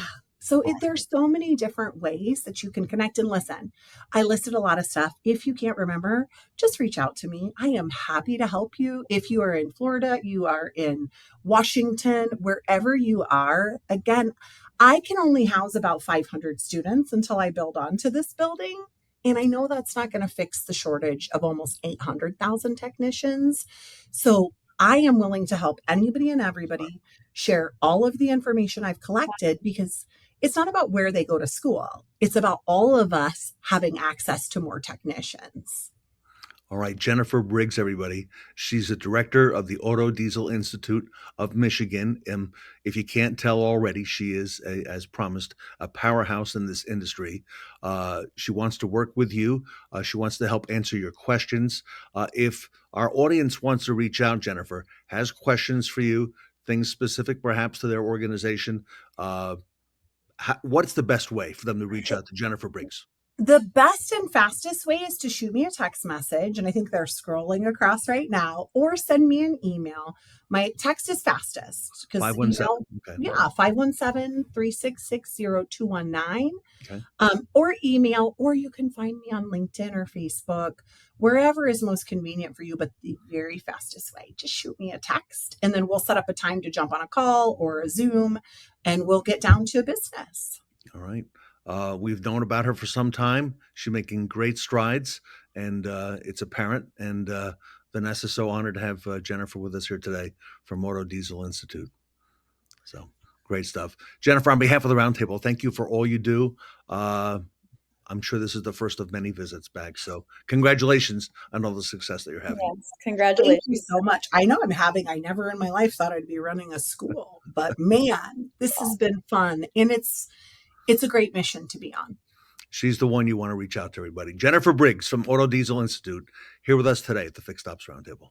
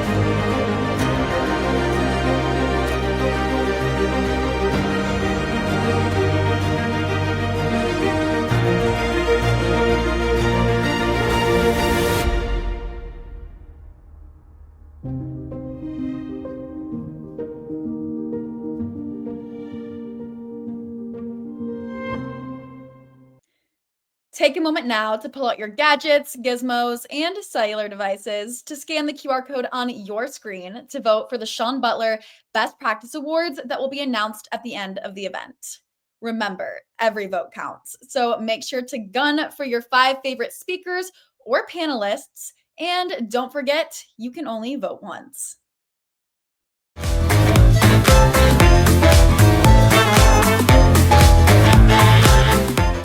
Don't get caught counting your marbles. Our next speaker is Tim Mullins from Capital One.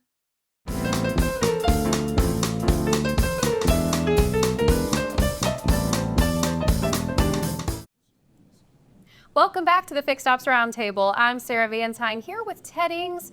We're at Uber World Headquarters here in New York City, and Tim Mullins is with us from Capital One today.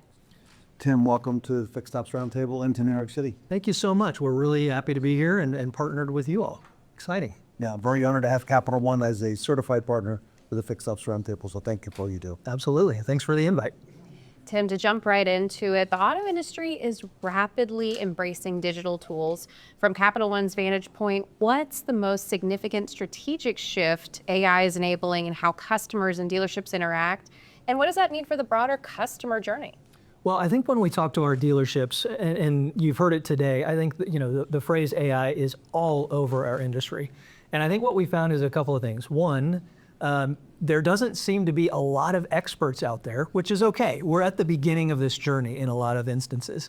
And so, we're trying to provide a ton of insight to help solve problems. And one of the things that we've noticed is there are a couple different versions of AI. And as Wayne Gretzky quoted in the keynote speech, we're trying to skate where the puck is going, and we think the puck is actually going towards agentic AI. And so if you think of like the normal age AI, you kind of put in a quarter and you get a Coke. It's kind of like a vending machine. It spits out answers based off of the prompts that it gets from a human. Agentic is different. Agentic, assume you have 5 AI bots, and each one of them is different. One of them is the best in the world at understanding a human's question. But the second AI bot is the best in the world at understanding how to create service appointments. The third AI bot is the best at the world in structuring a response. So you get where I'm going here? You essentially create 5 AI bots that are the best in the world at these 5 different things, and then Agentic pulls it together and essentially simulates a response like a human. That's where we're headed. We want to get to that Agentic level so that you can implement this into your everyday store, whether it's in the sales department, the service department, the parts department. And what's great about that is it remembers context. It remembers you bought a car a year ago. It remembers you actually had a transmission thing that went out. It actually pulls that context together and interacts with the consumer in a way that nothing else really can, other than a human. Wow.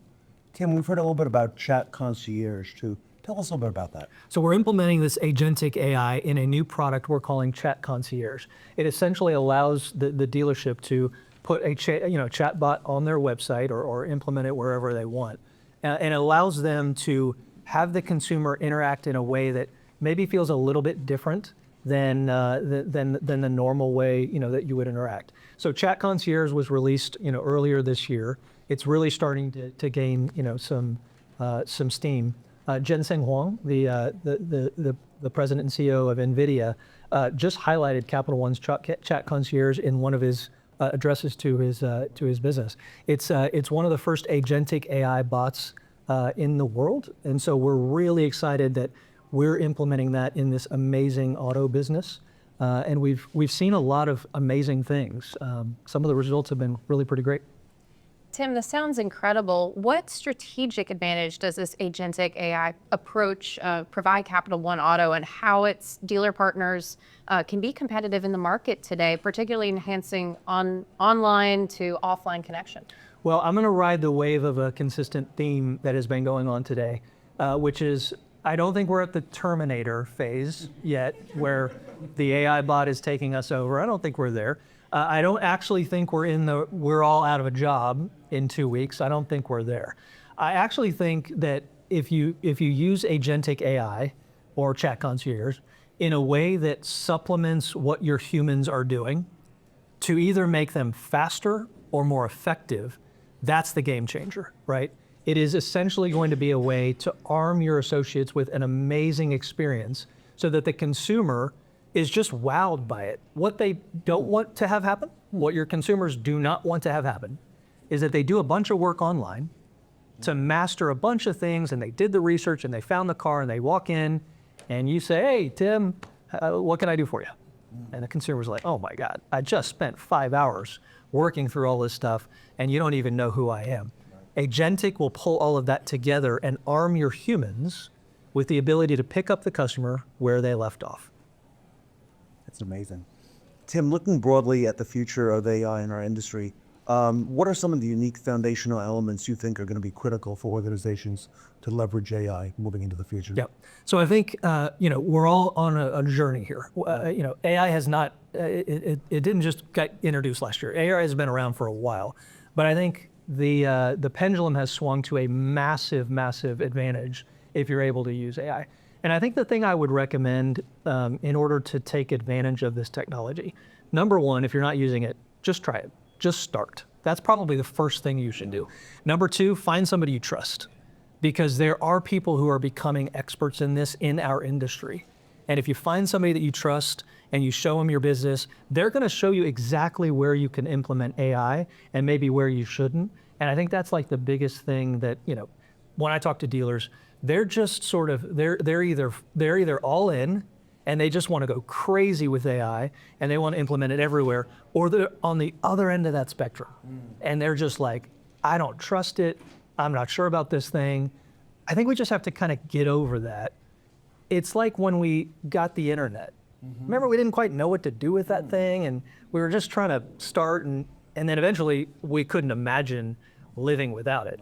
We're at the beginning of that stage with AI, and in 5 years, you're going to look back and go, I can't even believe I was thinking about this as something negative. This is amazing. So Tim, this has the potential to reshape the entire vehicle ownership experience. 100%.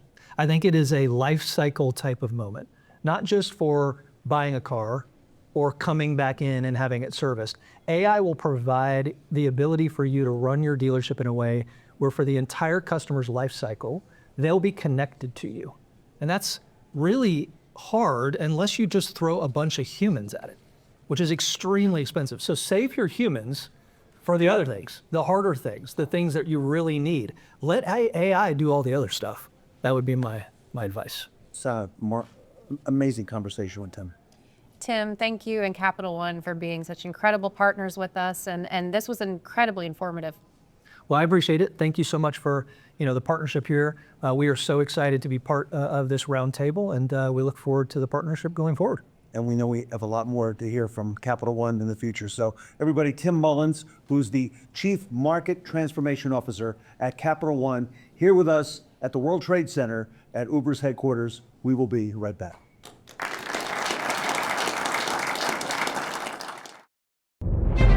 Auto buyer identity fraud has surged at an alarming rate in the past 6 years, with fraudsters financing an average loan amount of $38,000 per deal. The auto industry needs a smarter way to fight it. That's why we've combined data-driven insights from across Capital One with first-hand experience to reduce fraud for our customers by 2/3 since 2022. Now, we're putting that expertise in your hands. Meet the future of fraud prevention. With multiple AI-powered tools integrated with our known fraudster database, get real-time fraud alerts, instantly flag suspicious activity, and seamlessly verify identities. Meet Protected. Protect revenue, stop fraud. Get protected. Powered by Capital One.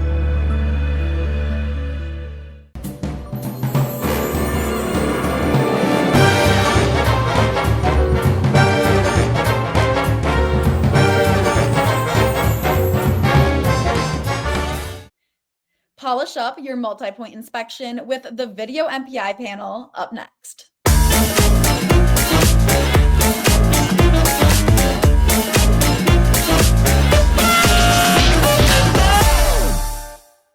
Welcome back to the Fixed Ops Roundtable. I'm Sarah Van Tyne here with Ted Ings. We are at the Reynolds & Reynolds Amplify Summit here in Dallas, Texas.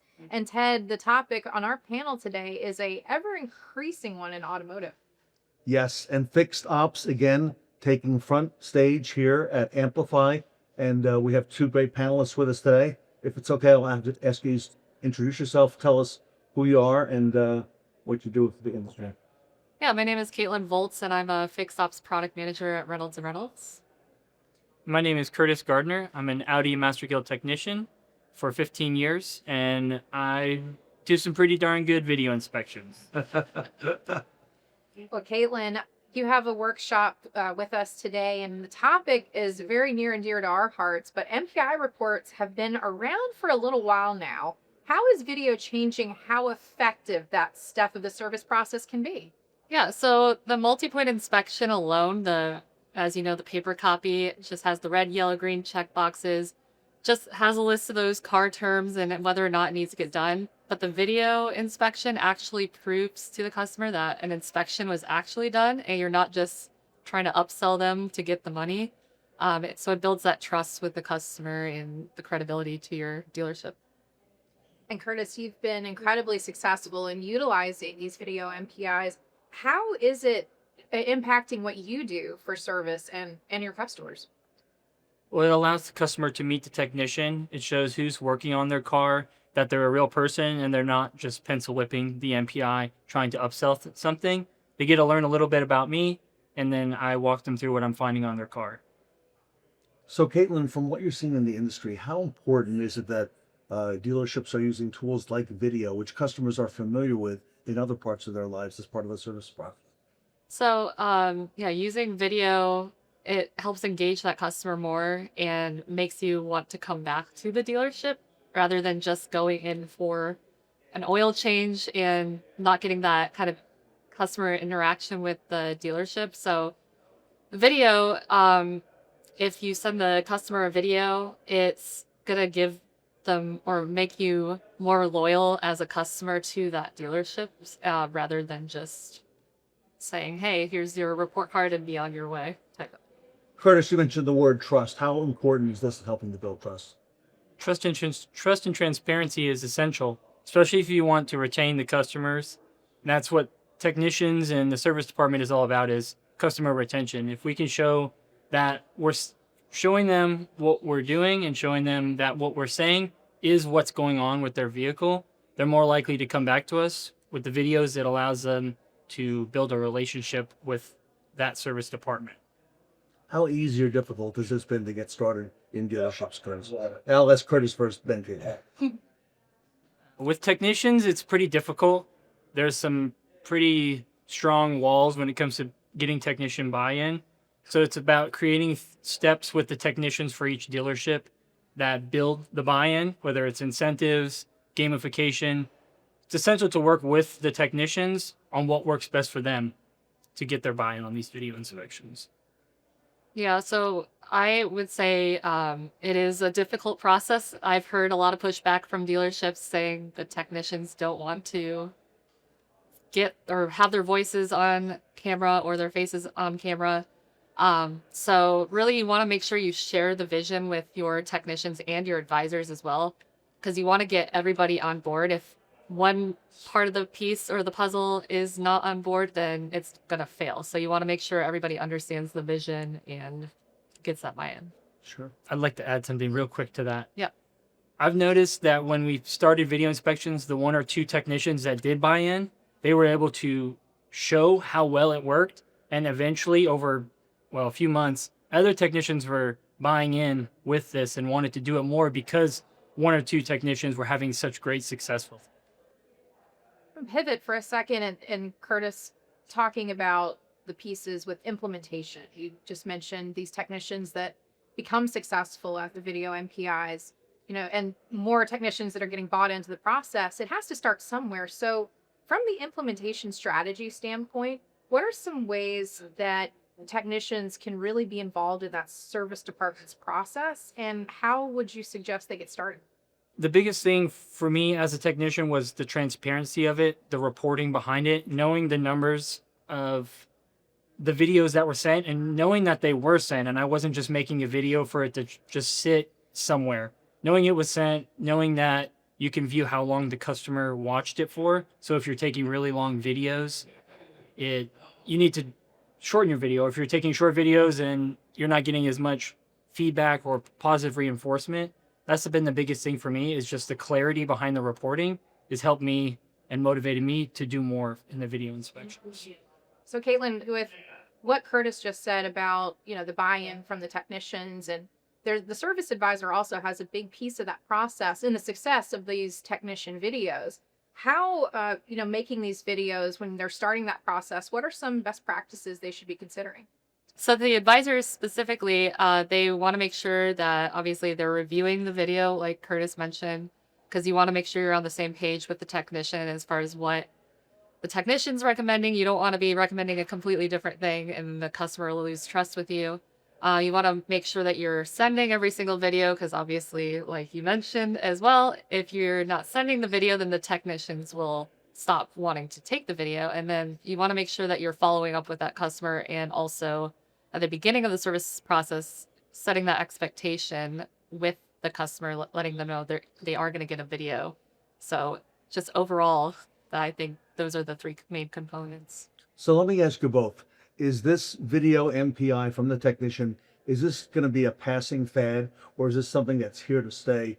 First Curtis and then Caitlin. I think it'll be here to stay. I don't think it's going anywhere. I think there's a lot of resistance about doing the videos, but with social media, our phones, the internet, it's only going to become more involved in the dealership process and in the service department process.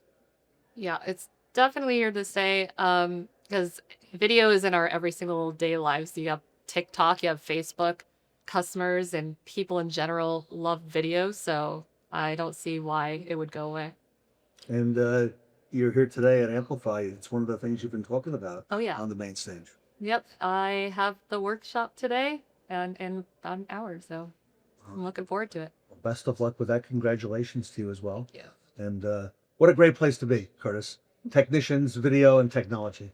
Yeah, this is fantastic. It's almost a dream come true. Just think about where I was a few years ago and how now I'm trying to help technicians be a little bit more part of the conversation, and this is a step in the right direction. Well, Ted, and thank you to our panel today for being part of this. And I'm looking forward to hearing more about how MPIs and videos specifically, Ted, are going to be more front and center in our industry. That's right. Caitlin Bolts and Curtis Gardner, thank you so much for being with us here today. I'm Ted Ings with Sarah Van Tyne. We're in Dallas, Texas at the Reynolds Amplify event here with the Fixed Ops Roundtable. Sarah and I are going to be right back.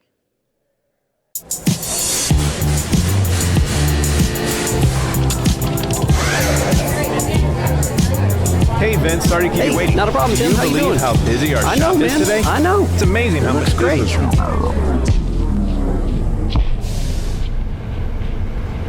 What Tim doesn't realize is that his service department could be a lot more efficient. For example, Frank tossed away some technician recommendations because he thinks they're too costly. And look at Mike. He just upset this customer by misquoting repairs. Even his lead advisor let this customer leave without recording any recommended or declined services. On top of all that, I see data reentry and techs leaving their base. I can help Tim stop losing money with better processes. Tim, I've got a lot of great ideas I want to share with you. Let's go to your office and talk about those. Come on in. Perfect.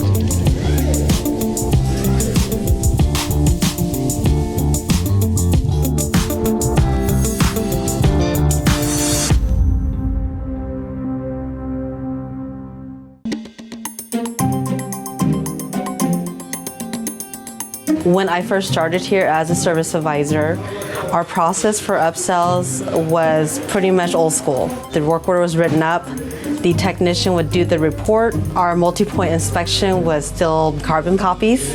When the technician had recommendations, they wrote it on the back of the hard copy. The parts departments would do a parts request for the technician. The technician then would walk over to the advisor and let the advisor know if parts were available. Everything was handwritten. Not much of a process. Advanced Service has built communication with technician, advisor, and parts, and it's actually made our departments work better together. Advanced Service has had a huge impact on our hours per row. In February, we were averaging about 1.5 to 1.6. From April to December of last year, we averaged about 2.5 hours per RO. We have taken over 300 or 400 more ROs per month. Our gross per RO has increased to over $200. So we can definitely tell the Advanced Service is working for our store. I really feel that Advanced Service is the best tool you can use to make sure your shop is efficient. If you're struggling with people walking around the shop, the technician hanging out in the parts department, the advisor not at their desk, phones not being answered, Advanced Service will eliminate those issues you're having. If you're trying to find something that's going to help your shop be more efficient, it's Advanced Service.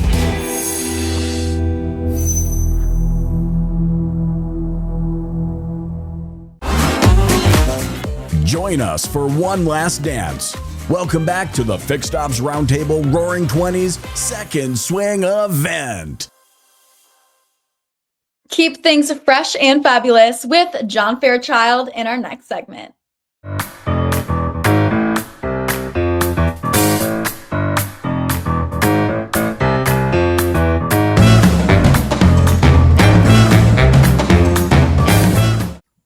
Welcome back to the Fixed Ops Roundtable. John Fairchild is the high performance fixed ops coach with us today here at the Roaring Twenties. A great backbone at the Fixed Ops Roundtable. Great anchor speaker. John, welcome back to the event. Oh, my Lord, my pleasure, Ted. And wow, so much to talk about in the business today. I am so proud to be on the Fixed Ops Roundtable for the umpteenth time. And what an event. Gosh. You've put together and assembled quite a team and quite an event that is an industry standard. And thank you for your contribution to Fixed Ops. And I'm really looking forward to watching as much of this event throughout the stages that I can. And I'm seeing more and more of John Fairchild all over the social media and internet. So, John, I thought this would be a good time to check in with you.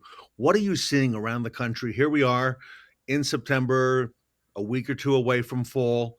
What are you seeing out there that dealers are looking for in training with their service advisors, technicians, and their service and parts teams?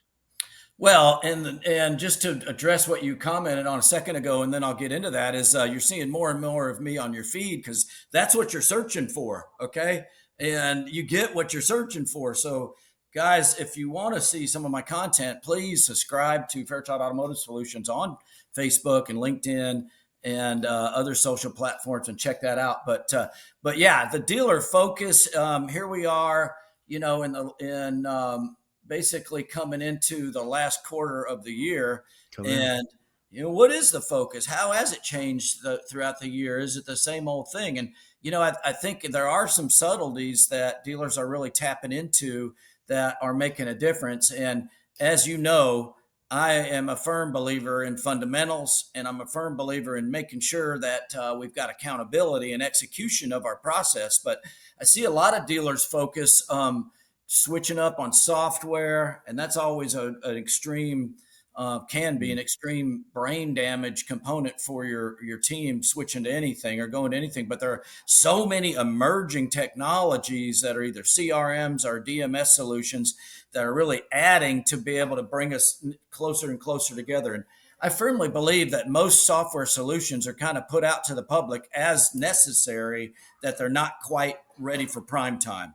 They're kind of half-baked because as a software company, and I've got a software myself, you don't know what you don't know until it's in a real world situation.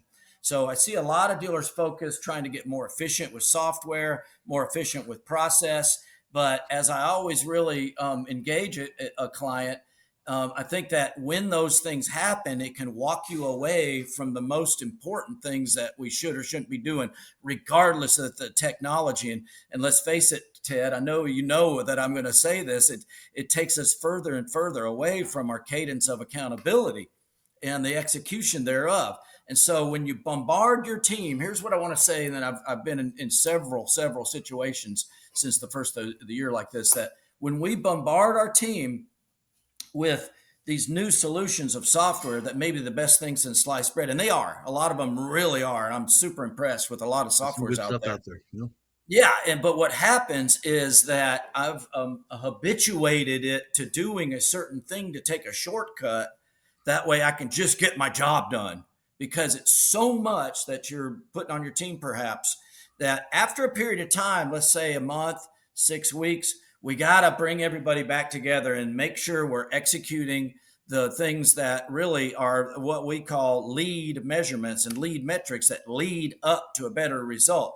And we lose those things through the implementation of new software. So I see a lot of dealers focus on efficiency in regards to new software applications, but I think that we really got to watch that we are actually executing once we've got those things thoroughly digested. We're not going to replace service advisors with AI, are we? Well, I read something the other day, Ted, and I think that really it struck a nerve on me. And let's face it, we're all using we should be all using AI to our advantage. And I think that also if we're at a mature age that perhaps you and I are, that we've got a segment of our population there in the dealer community that's either prone to technology or not, right? And the thing that I read the other day that made a lot of sense to me is it said that, Ted, you may not be replaced by AI, but you certainly could be replaced by somebody that uses AI to enhance their effectiveness. And so that's what I'm looking to do with AI.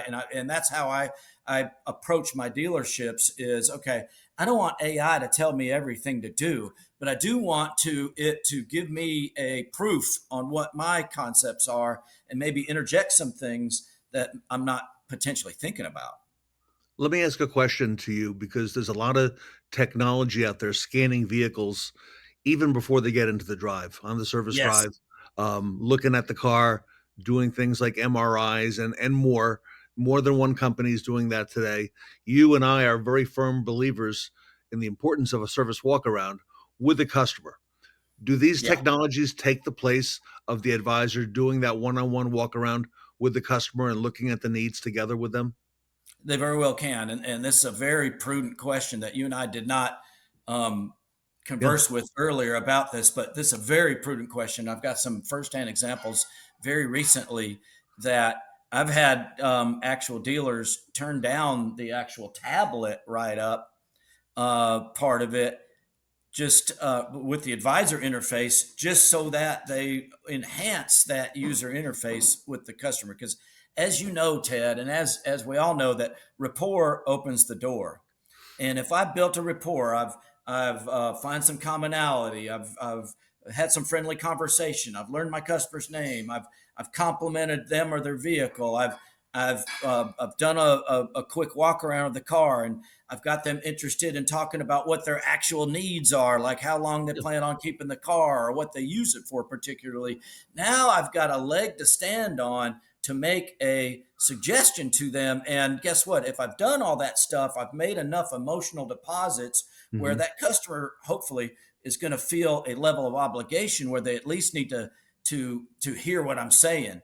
But guess what, Ted? As I always say, and I said it this morning to somebody else I was talking about, exactly the opposite is true. So I think technology can certainly take us away from that human to human interaction. And that's what we got to be careful of. If I'm an extremely extroverted service advisor, I'm probably going to use that technology to my advantage, and it's not going to get away with that. But I'm afraid I see a lot of service advisors that just perhaps have not developed or have that natural inclination to be, people or peoplers, as my wife likes to say.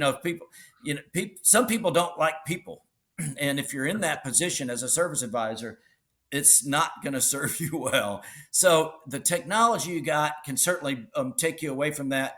As the coach, as the person that is inducing that cadence of accountability, my service manager, then I can monitor and enhance that, and I can model that behavior, maybe awkwardly at first interject with that customer and service advisor relationship so that I'm molding what I want. But yeah, it can certainly detract if we're not careful. Who do you work with mostly when you go in the store? Is it mostly with the managers? Is it with the advisors? Is it with the techs? Is it with the support team? Is it with the BDC, or all the above? Well, it is really all the above, Ted, but it all starts and ends with that manager's willingness and capacity to realize that the coaching element is going to make all the difference. So any kind of training that you do, and you've heard me say this before, is going to, and I'll do my hand gestures here, is going to rapidly evaporate if we don't have a cadence of accountability, if we don't have coaching. So yeah, the training is important, and we all need to be on the same page. And that's why I really feel like from the store level, managers, general managers, dealer principals, down to the service managers need to go through the same training as your service advisors and technicians do, so that they're aware of it, but also that they can help to make sure that doesn't get dusted under the table. One of my best clients, Shawn Kingrey, I think you know him over with the Kaiser Group, is really one of the masters of this. Is that if I don't have that person involved in making sure that people are actually executing, then it's not going to make any difference. So yeah, I get involved with the service advisors to the training aspect, with the technicians to the training aspect, BDC support staff. I think everybody needs to be on the same page as far as what we are actually doing or what's expected of everybody. But without that manager involvement, if I walk away, which I'm going to, I'm only in that store a limited amount of time every periodical period, whether that be a month or 2 months or 45 days, that it's going to go away if I don't have that manager stitching it together. I know you're a big believer, as you just said, in coming back to the dealership, the stores, the dealerships you work with, John Fairchild. You come back every 30, 45, 60 days, depending on the interval that the dealership wants. I know you custom tailor that. Let me ask you this. When I was young, when I was in elementary school, my parents started me on piano lessons, and I had a teacher who came to my house every week. His older gentleman name was Mr. Galtier, and he'd give me an assignment, usually a classical assignment, and he'd come back the next week. And you want to know something? If I didn't practice, he knew it. And He would I know could it. tell him, I said, no, I've been practicing, which I didn't. And he said, no, you haven't. Okay. So, John, when you come back to the dealership, can they get that over on you, or do you know if they've been using this and practicing it? Well, as well as that, I'm a big stickler on kind of implementing as an operating system in any dealership environment the four disciplines of execution. And within those four disciplines, we were talking about a couple of them already, but one of them is to have a compelling scoreboard.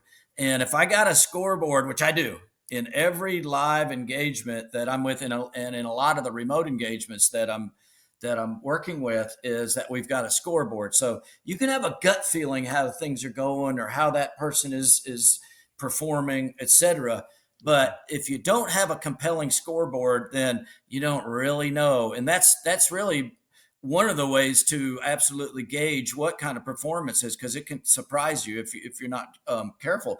But the elements of a compelling scoreboard, Ted, just to go over these, is it's got to be anti-paralysis by analysis. And what I mean by that is I should be able to look at it and tell with a glance within 30 seconds as a team member or as a team leader, am I winning, or is there opportunity still to be able to pass that finish line? Number two, it's got to be something that's updated daily. And that's in the view of not a customer facing area, but every team member can see it. Because let's face it, nobody wants to be at the bottom, Ted. And, it serves a couple different functions as far as a scoreboard. Number one, it's a silent salesperson. Like I said, nobody wants to be at the bottom. So if I'm walking by there, I don't really have to do anything other than post it every day. And people see, holy moly, I need to get moving here, or I'm in the red and I'm about to get called in the carpet. Number two, it is an opportunity to implement what we were talking about earlier, is that rhythm or that cadence of accountability, in that I want to have a scoreboard huddle periodically with my service advisors and with my technicians. Now, I am a firm believer of a daily huddle with service advisors, but at least a weekly huddle with service technicians, if not at least bi-weekly, and definitely a day or two before the pay period ends, whether that be a weekly or bi-weekly number. That way I can identify anything that has not been posted properly, so I can make sure that, hey, too many people get to the end of the month, Ted, and guess what? I'm $5,000 from my goal. But if I was looking at that on a daily basis, then I would know, hey, man, if I'm only $5,000 with this goal and everything's flushed out, I'm going to write a ticket in my own name and put that. No, I'm kidding.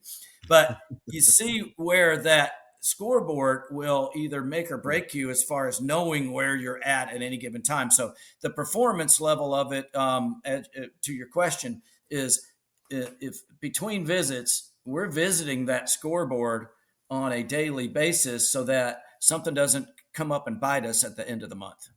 Yep. Nobody wants to be ranked last. And I know you're tracking things. You're tracking things that are sold. You're tracking performance. John, let me ask you, in the last, especially 3-4 years, we see more and more of these video MPIs that technicians are using. Some dealerships do a great job. Some don't use it at all. What are your thoughts on that? Are you able to help dealers get techs on board to do that? Because from what I see, the dealerships who embrace it, the techs who embrace it, typically do really well once they get behind it.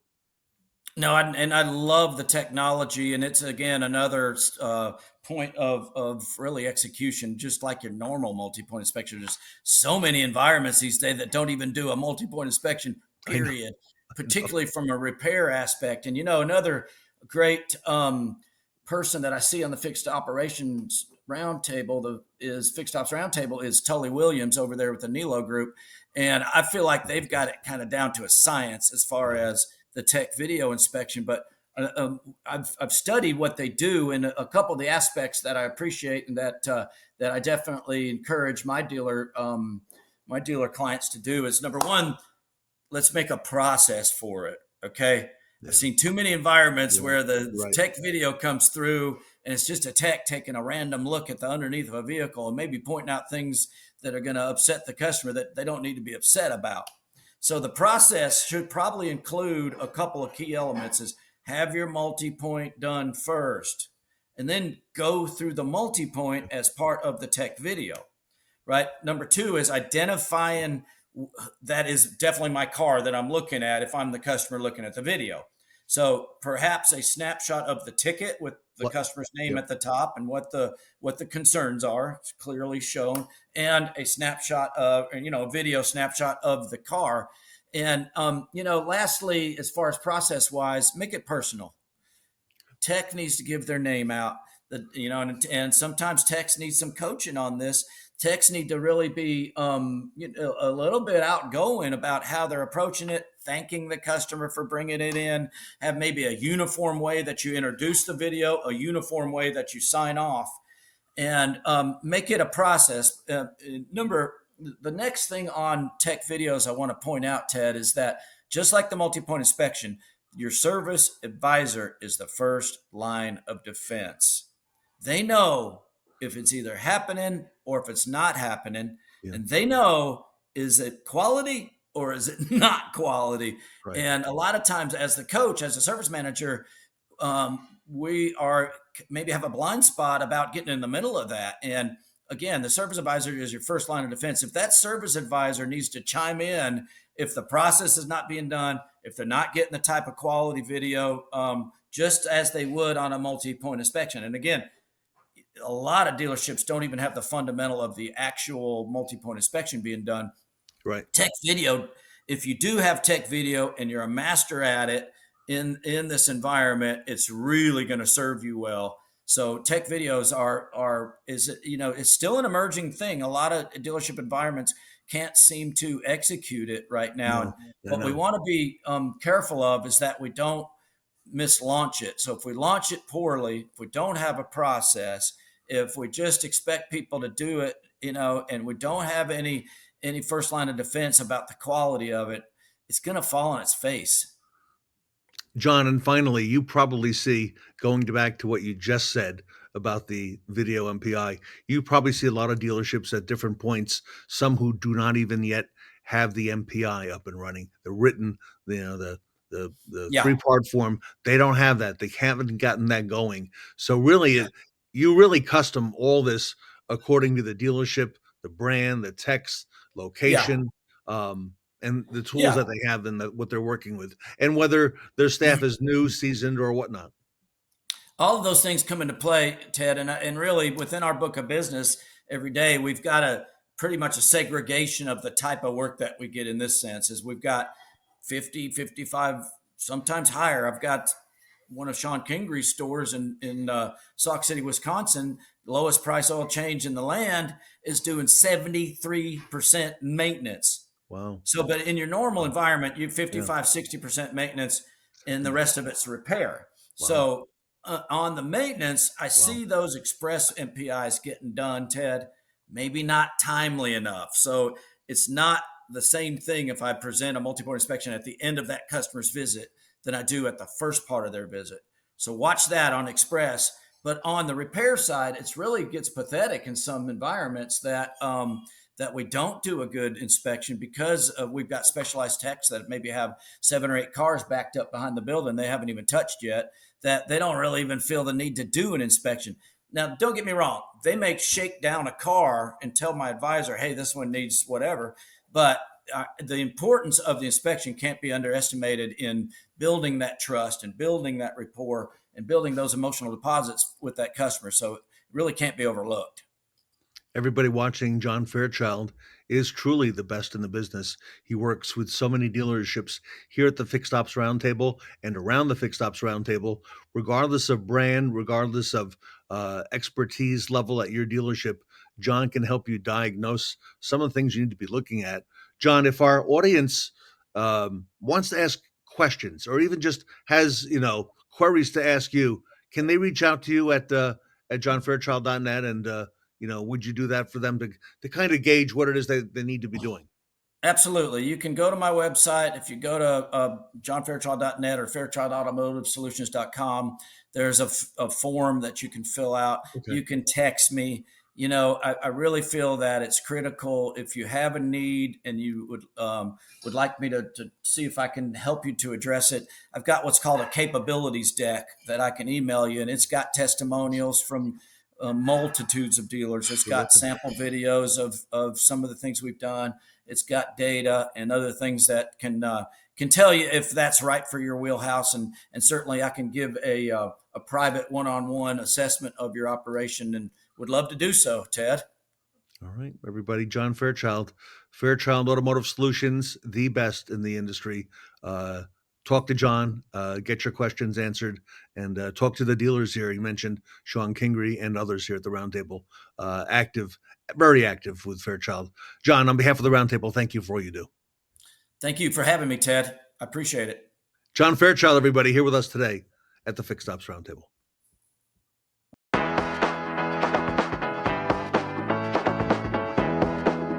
With the integration of UVI and vAuto together, it really brings the best of both worlds.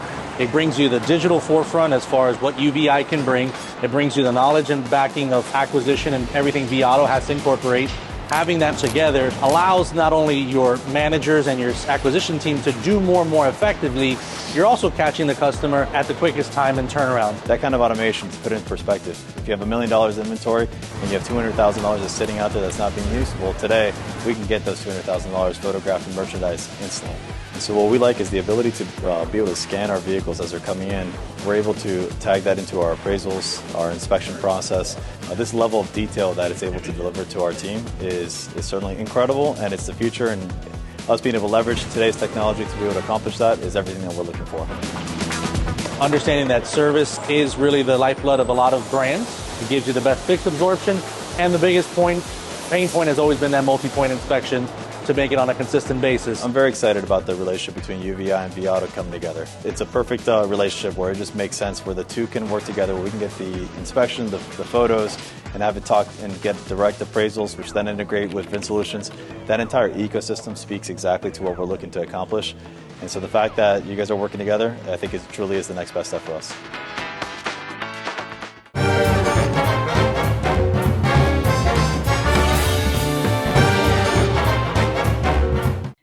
It's time to hit the books with the Triton College PAC program panel.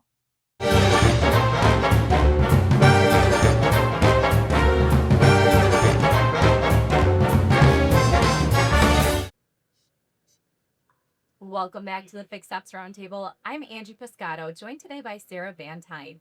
We are at Rohrman Automotive Group, specifically Schaumburg Honda, and we have a very exciting topic to talk about today, Sarah. Yes, we do, Angie. Want to thank every one of our panelists here today. We are going to be talking a little bit more about Triton College and the PAC program. But before we get into our questions, everyone, if you'll introduce yourselves and what your role is on the panel. I'm Matt Miller, shop foreman here at Schaumburg Honda. I've been with the group for 14 years. My name is Wrench George. I'm the service director at Schaumburg Ford. I've been with the corporation for about 2 years. I'm Maureen Martin. I'm vice president of strategic alliances for Dynatron Software. My name is Nick Ruffalo, and I'm the fixed operations director here with the Rohrman office. My name is Omar Shabazz, service director at Schaumburg Honda, with the group for 32 years. Great. So tell me a little bit about how this partnership originated with Triton College. Triton College, we got into it started off with American Honda. American Honda developed this program in order to get technicians out to the workforce. 10-ish years ago, it was a slow start as different colleges were trying to pick up to introduce it into your organization. But since then, it is literally every year just grown and grown and grown, and it really helps us get technicians that are specific to our manufacturer in a nutshell. Excellent. Yeah. So not only do we do it with our Honda and Acura stores, but the manufacturers that do have that program, we do enroll into it to seek that talent, such as we do for a Ford store too. So Renji, you could explain a little bit about what we do to Ford. Yeah, I mean, we have an awesome program with our counterparts at Ford Motor Company, and we work with them and send our students out through our quick lane department onto the asset program. And that's about a 2-year degree. After they leave there, they live with a real degree and a master certification that they can use through the dealership. Pretty good. Add any other thoughts on that? No, you know what? In the manufacturer training, it just stands out because we have 7-packed technicians here that have come out of the program. And you could say a car is a car. It's got 4 tires, you know. But every manufacturer does something so different. So having techs that come out that know the product line, know the cars, they know what they're working on, there's no surprises. It just makes it so much better and allows us to do better. Well, we actually have technicians now that have that passion for that specific brand. So it's not like a tech that's coming out of school. It's like, I want to work on cars, but I don't know what I want to do with cars. Do I want to work on diesel? Do I want to be an EV specialist? Do I want to be an engine and trans specialist? Now you have the ones that are going to the Honda program or a Ford program or a Toyota program. They have the heart and desire to work on that specific brand. So now they're coming back to our stores with that higher level of education just specific to that brand. And, you know, looking at a higher level, I can see the performance of the difference between those specific technicians versus the ones that didn't have that chance to go through that program. So we're big into enrolling into the program now. Our techs in there. So I think it's a great cause. And Maureen, programs like this really set a dealership apart when it comes to the customer experience. Oh, it sure does. You know, we were talking a little bit before the panel. I had the privilege in 1988 in Hawaii to actually launch one of the first asset programs for Ford Motor Company in the first 11 years of my career. And the benefits is everything that we've been talking about, because ultimately, not only does it build the team and build a ability to move up like Matt and take on new roles and responsibilities, but it's also about developing that skill of communication, which we talked about how critical it is, because we're now doing videos, we're getting out there on the drive when we need to talk to a customer. Vehicles are much more complex, right? And sometimes they really need the expert, which is the technician, to come out and talk to them. And so when you look at these type of programs, I think we all agree we've got to get to young people earlier. High school, I actually started in middle school with robotics, getting kids to think about STEM and what it takes. And so to see that evolve to the program you're doing now is phenomenal. Love it. Definitely. With those programs, they are very, very in depth now. With them, as Randy just mentioned a minute ago, they come out with a 2-year associate degree. They come out fully trained with all of the testing that we would require of any of our technicians to take through the Honda program. They have a minimum of like 650 hours that they would do inside of a dealership while they're still going to school. It's absolutely a phenomenal program. It really, really is phenomenal. Nick, how does this program really help train the next generation of automotive professionals? You know, that is a great question. You know, I've been in the automotive business my entire adulthood life, and we saw a negative slide in that need or technicians wanting to enroll. And now having that program and they have that career path where they know they're coming out of a class or schooling with a degree and a certificate to walk into a dealership. I love looking at the resumes and seeing that. It's just like you have that in front of you, and they got that one step above the one that's next to it, or the next resume next to the left of them.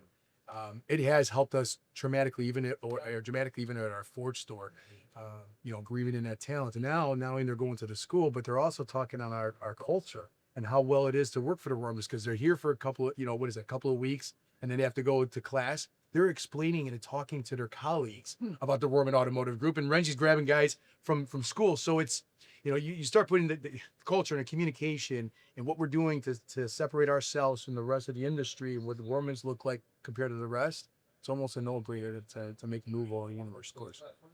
Absolutely. And we've heard so many success stories today about the culture and the bringing up of automotive professionals within the Rohrman Group. Can you share a specific success story that you can think of right now that really speaks to that in the group? I'm going to leave that over to Renji because I know where he wants to go with that one, and we do have some solid success stories. So, Renji, why don't we talk about our gentleman order first? So one of our incredible success stories that we've had here at Schomburg Ford is the development of our mobile service technicians that we've had.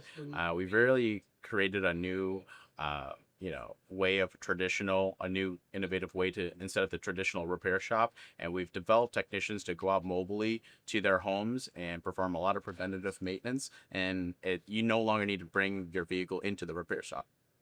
That's excellent. I imagine the convenience of that is probably very, very popular. Yeah, it's very popular, and it really shows what we can be able to do mobilely. Not just regular maintenance, but it's going to come to brake jobs, filter exchanges, wiper blade exchanges. So it's very lucrative. I mean, I was talking to the gentleman when we put him into the program. He went to mobile. He felt his role was so important because he's going to work, he's clocking in, he's told he's got to go visit. It could be a large company that we service a big fleet vehicle for, and he understood the importance for him to go out there in a van. You know what I'm saying? So now he got his degree, his 2 years master's. He's going out there, he's doing recalls, he's on his own, it's something he's sharing with somebody else, and he keeps bringing him back into the dealership. So, well, I can tell you personally, I just had mobile service done at my house 2 weeks ago. It was phenomenal. I mean, it was a full works package on my Mustang, and just the professionalism of the technician when they came up, introduced themselves, let me know, is there anything else that I can do while I'm here? I travel every week, so the ability to have someone come to my home and be able to do that, it was an incredible experience. So kudos to all of you for what you're doing in that area of mobile. It really sounds like a great way to train technicians on a wide array of skill sets. yes, yeah, you're 100% correct. And when the technician comes back and they're sharing their experience that they had with the customer, and the customer is just overwhelmed with this amazing experience that they did receive, where they have to go to a dealership and drop the car off for a couple hours, or have to sit in the waiting area, even though our amenities are through the roof. But at the same token, we're taking time away from them. Now we're just going to them to just do a simple reprogram, and it's a big win for us. It's developed a lot of pride within the technicians. Yeah. Right, going out there and developing that one-on-one experience with them, it's really changed everything. Absolutely. Well, congratulations, Rohrman Automotive Group. Y'all are doing incredible things, and I'm sure there's going to be lots more to come in the coming years with this program. On behalf of Angie Piscato and Maureen Martin of Dynatron, I'm Sarah Van Tyne. Stay tuned. We've got more coming up next.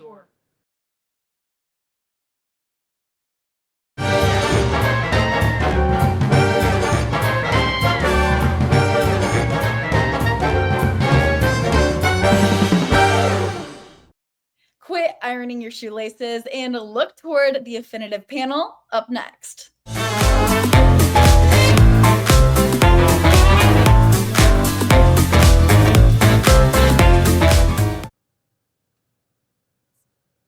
Welcome back to the Fixed Ops Roundtable. I'm Sarah Van Tyne here with Ted Ings. Today we are at Schomburg Honda, part of Rohrman Automotive Group, and we have some very special guests from Affinitiv with us, Ted. We do, and great honor to have Affinitiv here with us. I'll let each of them introduce themselves, starting with Andy right here. Well, thank you, Ted, and thank you for having us. Our corporate office of Affinitiv is pretty much right down the road here in Buffalo Grove. I am the CRO, the Chief Revenue Officer of Affinitiv, working out of New York City, Manhattan specifically, traveling around the country to dealer groups and dealers to talk about exactly what we do. James, would you like to introduce yourself? Sure. I'm James Schneider. I'm the Vice President of Client Success with Affinitiv, and based out of the Chicago area, and working with our field teams to help support dealers to help fix operations and grow their parts and service business. Andy Byrne and James, thank you so much for being with us here today. Affinitiv is a big part of our industry, in particular fixed operations. If you would tell us a little bit about some of the things that you work closely with dealers in doing, especially on the fixed side, if that's all right. Sure. Yeah, we try to leverage technology to really help the dealers on the service drive and with their parts business. We have quite a few tools to help do that, whether it's appointment setting, getting customers onto the service drive. And then once they're on the service drive, we have tools to help with inspections on the check-in side. And then obviously when the vehicle goes back in the bay, we leverage technology to help optimize the bays within technicians, as well as the MPI and the multi-inspection tools. In addition, we have tech video and other tools that really help support the full process within the dealership at the end of the day. And Andy, Affinitiv has a great reach. You do work, as I mentioned, with a lot of dealers. Yeah, we have thousands of dealers, rooftops throughout the country. We have a good reputation. We have a outstanding group that works with Subaru directly. We've done work with all of the OEs out there, capitalizing on some of the technologies which expand beyond just the service drive, and what we're doing here today, because our organization covers the customer journey from a marketing and technology standpoint, from acquiring customers through generational loyalty for dealerships. And Andy, I want to touch on something that you said earlier, which was talking about the transformation that happens when using Affinitiv. And dealerships, there's a lot of partners that are out there, but your core values and the culture that you bring to all of your products really is the difference. Can you share a little bit more about that? Yes. So the company is a roll up of 7 companies through the years. Starting in 2016, there were a few acquisitions along the way. So again, we have these different pillars of products. But this year, our partners and our bankers have really helped us go in a new direction. What we're looking to do is be disruptive in the industry, transformational, to help dealer groups and their rooftops be wildly successful. And we're going to do that by wrapping around our marketing tools with agency products, advertising, pushing in technologies, and making a managed service, which is very transformational, helping dealers really move forward in the industry and focus on profitability. And profitability, James, is a big part of the conversation now with dealers, because a lot of focus has come onto the service and parts departments, because that's a very reliable form of profit. And I think it's being looked to even more in the future, especially the near future, in terms of our industry. And if you want to speak to that and the focus on fixed. I mean, the industry's changed. I mean, a lot of dealers were focused on warranty many, many years ago, and that's not the case anymore. We need customer pay to really help the dealership keep the profitability for the whole dealership as a whole. And the tools that we have is, helping the dealers with appointment setting, helping with capacity IQ is a technology that we're leveraging within the dealerships to really maximize the back end. So the multi-point inspections, making sure that it's filled out on every single vehicle, giving the dealership an opportunity for every at-bat to find ways to service their customers. And then once that customer leaves the dealership, we try to engage them consistently to get them back in the dealership, to set other appointments, so keeping them coming back for other parts and services at the end of the day. And Andy, it seems that fixed operations in particular is really ripe for disruption, okay? With all the new technologies that are available for dealers. It's amazing to see what's available now through Affinitiv and what's coming as well. Sure. And with advanced technology, AI, and all the advancements that are coming into this industry, CPQ, as we hear about all the time, that will help fix ops really advance and take leaps and bounds instead of short steps as we move into the future. And James, just the other piece that I want to make sure I emphasize with Affinitiv as well is you really are a partner to the dealership in helping them, from setup, from onboarding, all the way through the process. Can you share a little bit more about that? Sure. We want to be a true partner with the dealership, with their business. So when they purchase a product or service with us, we're there from the get-go. And we help obviously get the proper integrations, whether it's with DMS systems or other vendors. We incorporate that into our tools, and we have a whole staff dedicated to that on the phone and actually in dealership supporting our customers throughout the entire journey. Andy, anything else to add? We're just happy to be part of the Roundtable. We're happy to be part of this industry, helping dealerships become profitable. Well, a lot more to come, everybody, from Affinitiv. You're going to be hearing the name a whole lot as we move forward into the coming year. Affinitiv is in its 3rd year now with the Fixed Ops Roundtable, so we appreciate you being a big part of that. And I know Sarah and I have learned a whole lot from some of the panels that you've done in recent years as well on the different things and the different ways that you help dealers. So congratulations to both of you on the success that you're having, and look forward to a lot more. Thank Ted, you for having us. Sarah, thank you very much for having us. We look forward to many more roundtables. All right. I'm Ted Ings. I'm here with Sarah Van Tyne. We are here at Schaumburg Honda. It's part of the Rohrman Automotive Group with Affinitiv, and Sarah and I will be right back.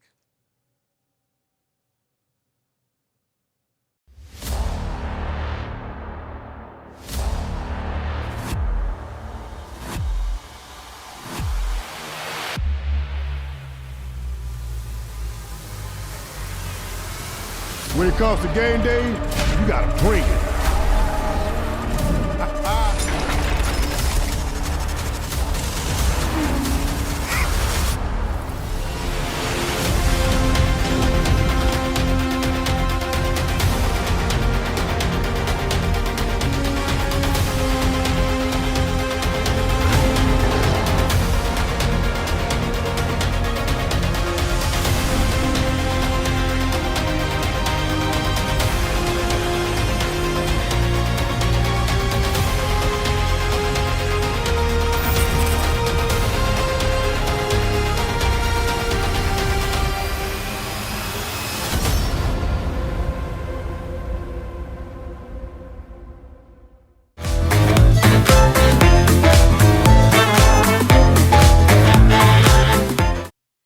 Talk about being a mover and a shaker. Let's hear the mobile dealer data from our friends at Niello.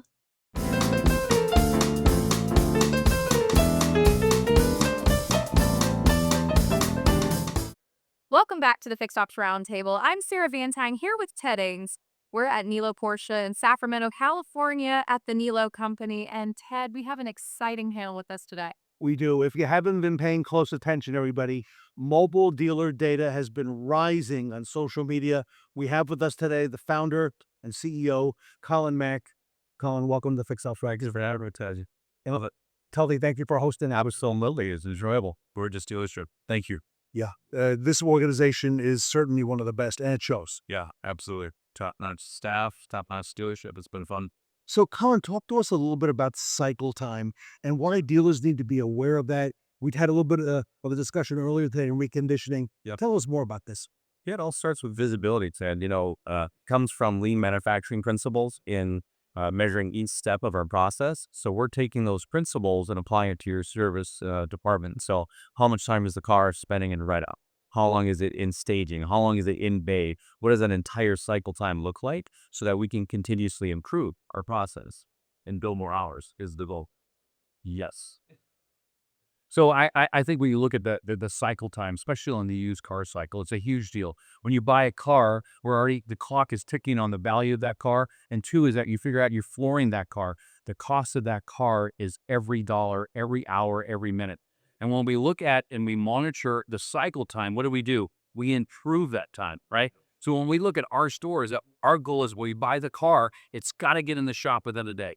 And then it's in shop a day. Our goal is to get it out in a day. But ultimately, if we can get that in and out in 3 to 4 days, it's a home run. And then what we do is that we bonus people off that. So our internal advisors are incentives to make sure their cars get out. Right. So we have focused on getting that cycle time because the more we get recon through the store, the better off we get more customers. And oh, by the way, we're in the repeat referral business and we get more trades. Our goal is to keep it going, keep the machine at full throttle. Colin, I didn't even hear this term 3, 4, 5 years ago. Cycle time yet now. Yep. It's the top of the death. Yeah, I mean, it's nothing that I invented. It's just dealers are essentially a manufacturing line, right? And we need to get as many vehicles through that manufacturing line as we can. And it all starts with visibility. And the great piece about our business is everyone has a stated process. And typically we run our stated process. But by tracking every vehicle through every step of our process, we can look and see, hey, maybe we have a bottleneck on Tuesday between 11 and 2. And now we can look at staffing or what's causing that. So it's do you know or do you think you know? And we want our dealers to know. We want to know exactly, right? Colin, it's so interesting to think about this. And Tully, I'd love to get your opinion on this as well. But as we're seeing the breakdown of silos between the sales department and service, there's different types of reporting that are important to those managers, but really collectively, it's all about the entire experience. Could you share with us a little bit how to do that? It's all about experience, and I'm glad you brought that up. It's, dealers, we say quick service. Well, nothing is quick about our service, right? And if we can go to a Valvoline and get a cheaper, faster oil change, and that just to me is a shame. We want to build that relationship. So by being able to know our cycle time, be able to promise a delivery time to our customers through visibility, we can lower that friction between our customers and provide a better experience. So it all comes down to visibility and then also knowing what to do about it. So our system's constantly pushing stalled out vehicles alerts so that your team can know what cars that they have to go focus on. So we bring complete visibility and actionable data. he is almost as good as you with the messaging. All about the hours, all about the visibility. And I'm thinking out of sight, out of mind. Yeah, it's something to do with that. Well, you don't know what you don't know. And so if something can fire off an alarm and say that the handoff is not happening, that's didn't know. And then typically each person, the tech doing the oil change does it in 17 minutes, but does the next person that needs to do something know that the car's ready for them? So the system can alert and pass that baton, leading to more production.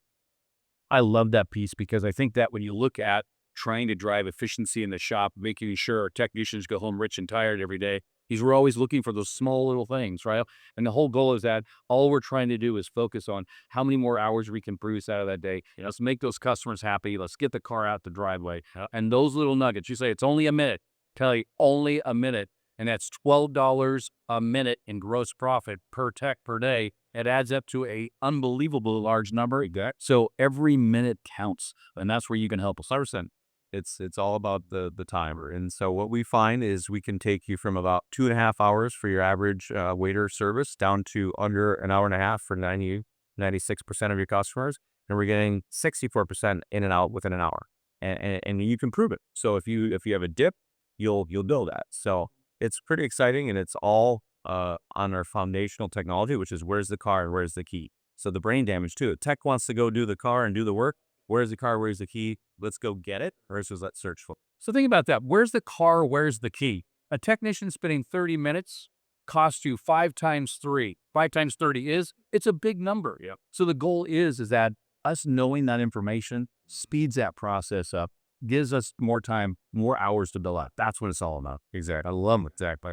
And then that all trickles down to the customer getting a better experience, which you say 100%. And Colin, it's so important. Tully, Sarah, and I had done so many panels with technicians on them. Yep. And we say, what's the number one thing we should be aware of? And they say, you know what? I got to go out and find the car. Yeah. I got to go walk the lot. We're going to find the car. And like you just said, it takes me 30 minutes to find the And how about this one? The honking of the horn driving all of our neighbors nuts. Well, the tech can just go get the car versus driving everyone nuts. It's just a very foundational tool that we deliver, and we're excited to work with dealers and see their operations improve. You're in lots of dealers today. You don't mind, tell us about that. I bet you through the Rapid Recon connection. Yeah, we've got a lot of integration partners. So we integrate with your keeper system. We integrate with Rapid Recon.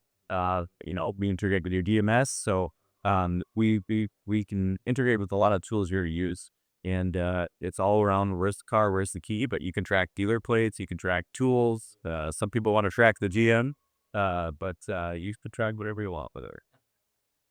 I think it's great. I think if you think about this, the key situation and where the car's at to me is a big deal. Yep. And the cycle time for used cars, what more can we ask for? Absolutely. All right. Cycle time. It's all about the hours, and it's all about the visibility. That's right.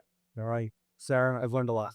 I have too, Ted. It's going to be exciting, and we'd love to have you back on future panels. Right. We'd love to come back. Absolutely. All right, everybody. Colin Mack, everybody. Watch for the name Mobile Dealer Data, making a huge impact right now in automotive retail. I'm here with Sarah Van Tyne and Tully Williams at the Niello Company. We're in Sacramento. We will be right back.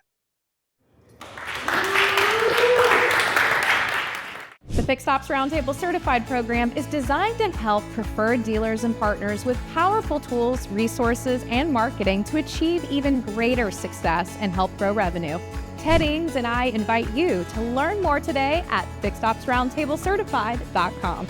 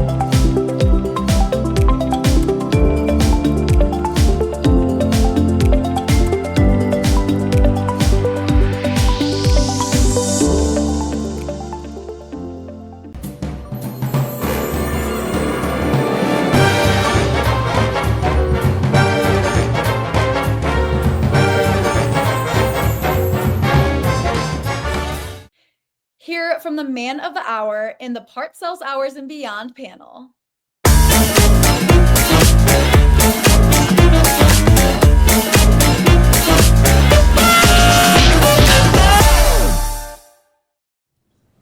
Welcome back to the Fixed Ops Roundtable. I'm Sarah Van Tyne here with Tangs. We are at Uber World Headquarters here in New York City at the World Trade Center. Today we're going to be talking about how parts, sales hours, and beyond. And Ted, we've got quite the panel assembled. Yes, and I think you said it right, parts, sales, hours. So let me come to our retailers. Tully, let me start with you. How have consumer behaviors evolved in recent years, and how has that affected the dealership and the parts department? Well, I want to say parts sells hours, right? And I want to say this is that if you're a parts department, and I'm not sure if I'm going to answer your question properly, but here's the deal, is that if you want a productive shop, your parts department has to be on board, and there has to be something in it for them. Are you paying your parts people on the shop forecast? Are they part of the team? Because what happens with a bunch of parts people? They're locked behind glass and they feel like they're left out. Our goal is to get them out there to help our technicians be successful. We cannot be successful without parts department. They need to find the part. Our customers demand that we're in and out. They have to have it. So our job is your parts department up to the challenge to make your techs successful? I want to build on that a little bit because how do we make our parts department more successful? How does that sell hours? Well, it sells hours because we don't want a technician going back and forth. We don't have the part. They go back, they move the car out. Part comes in, they can move the car back in, go back to the parts department. We got to eliminate those time robbers. And that's, so until it says parts sells hours, parts sells the lost hours if we manage it properly. Nolan, what about yours? Yeah, I agree. I mean, I think a big part is parts stocking the right parts and having the parts there available for us to sell when the job is recommended.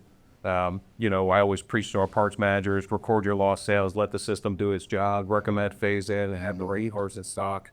It's just a huge thing with production. So, Brian, in the past, parts wasn't really considered, as important maybe as service, and people would come in for things such as recalls and parts would not be in stock. And talk to us a little bit about that. Well, I'll talk to it first from a standpoint of used car reconditioning. And I didn't understand the power of parts until I understood that used car managers always say, well, service is charging me too much, parts too high. I don't want to pay that. And they wholesale the car rather than nobody gets part of anything, right? And as I'm trying to figure out, he's trying to persuade me to discount my effective labor rate, my internal labor rate. And I've come to find out that if I'm looking at the same tires that are Michelin's for a certified, Camry, that same set of Michelin tires versus a set of Dunlops or Saliums, like Southeast Toyota's case, could be half the price. And we're all making money now. And now nobody has to complain about it. So instead of discounting parts, instead of discounting labor, I think that if you really want to bridge the gap between sales and service, that they need to educate the sales department, because there's an ignorance when it comes to, the sales departments just see it's the dollar out of the RO. Half the responsibility is from the appraiser that didn't appraise it correctly. Because the other half is making sure that you have the parts in stock. On an average, how many, if you're in a Toyota store, I'll just use them because that's my comfort zone. But how many Camrys are you selling CPO per month on a 90-day rolling average? How many RAV4s? You should, and they're all going to need 4 tires. They're all going to need wiper blades. Have that all standardized and focus on the cost of sale and finding less expensive parts than every complaining about the margin. The margin should never be touched, in my opinion. David, your thoughts? Well, I could solve all of this if we had 12 and a half minutes, but we only had 12. So, just a tough day. So fun. I'll be at the Holiday Inn. There's a lot here. Lot to unpack. Number one, I'll try to go quick. Excuse me for hitting word ghosts that are high. But number one, the parts department oftentimes is the forgotten department. It's the other department, right? And you mentioned behind glass, assignment behind glass. And there's something called the Pygmalion principle, if you've heard about that in human behavior psychology, that simply says that people act in concert with how they're seen, right? And the problem in parts is they're seen for being this one-dimensional hey, we'll come to the back counter, we're gonna get the part, that's it. The retail counter is like keychains, right? Nobody sees as a big contributor. And then you have wholesale. And wholesale, I think, is very misunderstood in most dealerships because, first of all, with wholesale, think about this. We measure market share regularly on new cars, but we should be measuring market share every single day on when it comes to service and parts wholesale. Parts is the easiest one. You know, you can identify how many collision centers, how many independents there are in each zip code. And when I study the data for dealerships around the country, it is abysmal. The penetration of parts is abysmal in terms of wholesale. It's a great opportunity. Next thing that we should remember is that when you look at all the departments, the new car department's ability to turn gross profit into net profit, you talk about abysmal. Abysmal would be a level up. From there, it's negative. If you take away F&I, new car departments are unprofitable. Used cars, you could create a profitable used car department if you listen to this guy, you do all the things right. Parts creates the highest level of, converts the highest level of gross to net. You want to grow your net. If you want to accelerate that, if you want to hack net profit, get into parts and figure out how to grow it. And then you have to start getting using counterintuitive thinking when it comes to selling parts. And by the way, with wholesale, think about this. If you go out and invest the time with independents and you create relationships with the collision centers, aren't collision centers working on total cars or wrecked cars? I don't know, they might know people that need a car. So if you could start to create relationships, it's not about just selling a wholesale part of the 20% margin. Some of those people are going to end up needing service. Cars at collision centers typically also need mechanical service as well. So I just think that oftentimes we underestimate parts, we overlook parts, and it's time to not think about parts or focus on parts. It's time to really get into parts and masses. Ibrahim, in this entire conversation, we've been talking about the evolution of the parts department, how important it is for retail today. But let's talk specifically about selling cars online. What impact have you seen across the country for the impact on customer satisfaction and loyalty?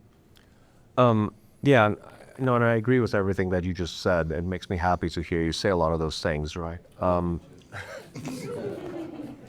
I know this sounds a bit crazy, right? But if you imagine for a second as that vehicle inventory wasn't online, wasn't on the website, what's the experience of that end buyer, right? They'll probably look somewhere else. Today, what's a bit shocking is most parts departments are not online, right? They're really back office behind the glass because that was the evolution, right? They're there to serve the dealership, the service lane, then maybe collision body shops. And on the mechanical side, there is very little to no penetration versus aftermarket. So we really think of just being online, frankly, table stakes. Maybe not today, but at some point we're gonna get there really quickly. And it's all about really that brand experience, right? Every dealership, you have a local brand. It might be a repair shop that's looking, right? They have to call today. So a lot of them will not, right?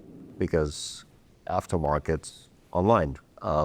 So it's absolutely, like, especially in the current generation where you can, you know, swipe left or right to get married, like people expect to be able to find whether you have a part in stock, how much does it cost, can I have it delivered to me or can I pick it up without having to pick up the phone or call and wait on hold. So we're really excited about the transformation. We think it's going to accelerate over the coming years.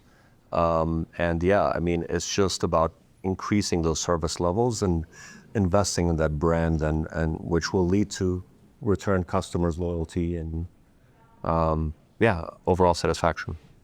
And Nolan, customer satisfaction and loyalty, that's an important component when it comes to mobile service too. Of course, yeah. And just to reinforce, you know, what was just said, that I believe your inventory has to be online. Like he said, you wouldn't search for a car, you know, at a dealership that wasn't populating it. We have our parts inventory on our website, on Amazon, on eBay, anywhere that somebody can look for a part, we're there. So I just think there's a lot of opportunity there that people are missing right now. And Tully, you're doing a lot of this right now. We are. We're a great partner of Revolutionary Parts, but you know, when you think about the customer experience, we're in the repeat and referral business. Now, a lot of stuff that we're selling could be at BG or whatever. Great. But think about what we're doing. Our job in parts department is to do what? Sell parts. And what happens when we sell parts? The factory loves us. And when the factory loves us, what do? Give us more money. So the goal is the more time you're pushing your wholesale, the more time that you're pushing online parts sales, the more that the factory likes you and more below line money you get. And I look at it as I have a better inventory of parts in our parts department. All I care about my parts department is there's nothing old but me in it. All right? You can order whatever you want. It can't get to 10 to 12 months. And our goal is that these things here help us drive those numbers, helps our inventory to get clean, and helps us drive to get those factory bonuses. And Shawn, I know you are seeing and experiencing a lot of this yourself. I am, and I'm going to bring a little bit of this back home. Back to what Tully originally said. We talked about it earlier. Pay plans drive behavior. If your parts people aren't tied to the hours in the shop, you're failing. Okay. To Brian's point, used cars. If your parts department isn't tied into cycle time into used cars, you're failing. You want to fix the problem, hold people accountable. It's very quickly, easily fixed. The online stuff that Brian was showing this morning, that's Brian Benstock had a kickoff meeting, and I'll tell you, you're looking at delivering parts. It's not just wholesale. If you need an alternator at your house, he'll deliver it. You think about it, if their alternator is bad at their house, they can't go get it because their car's disabled. I mean, he thinks outside the box where that's the next steps where we have to go. And that ties into AI, which obviously has been the biggest topic today. It all ties back in together. Ibrahim, it reminds me of a company called Amazon, blowing our line and making it convenient and easy. And once you select the product, you may consider these other ones as well. Absolutely. And yeah, I mean, our goal every day is to help dealers be like an Amazon, right? And really increase that service level and drive satisfaction and repeat buyers. I think one last thing I would like to say is, dealers have been able to exist and even do fine without having to necessarily embrace modern thoughts, counterintuitive thinking, modern technology solutions. That's over. It's over. Mark my words, write it down. The divide between the ones who think good is good enough, and the ones that are the Brian Benstocks of the world, the Tully Williams of the world, right? Shawn and others, you're going to see that divide get bigger and bigger and bigger. And I would just tell you, you've got to go back, get serious, and start now. But all right, outro. It's a brave new world, everybody. Excited to see what's going to happen, especially on the parts side of the business. So thank you all for your contributions. And Sarah, excited to see where this goes. It's exciting times, Ted, and it's going to be exciting to see what Revolution Parts continues to do. All right, we're here at the World Trade Center at the home for Uber in New York City with Parts Panel, and we will be right back. Parts sells hours.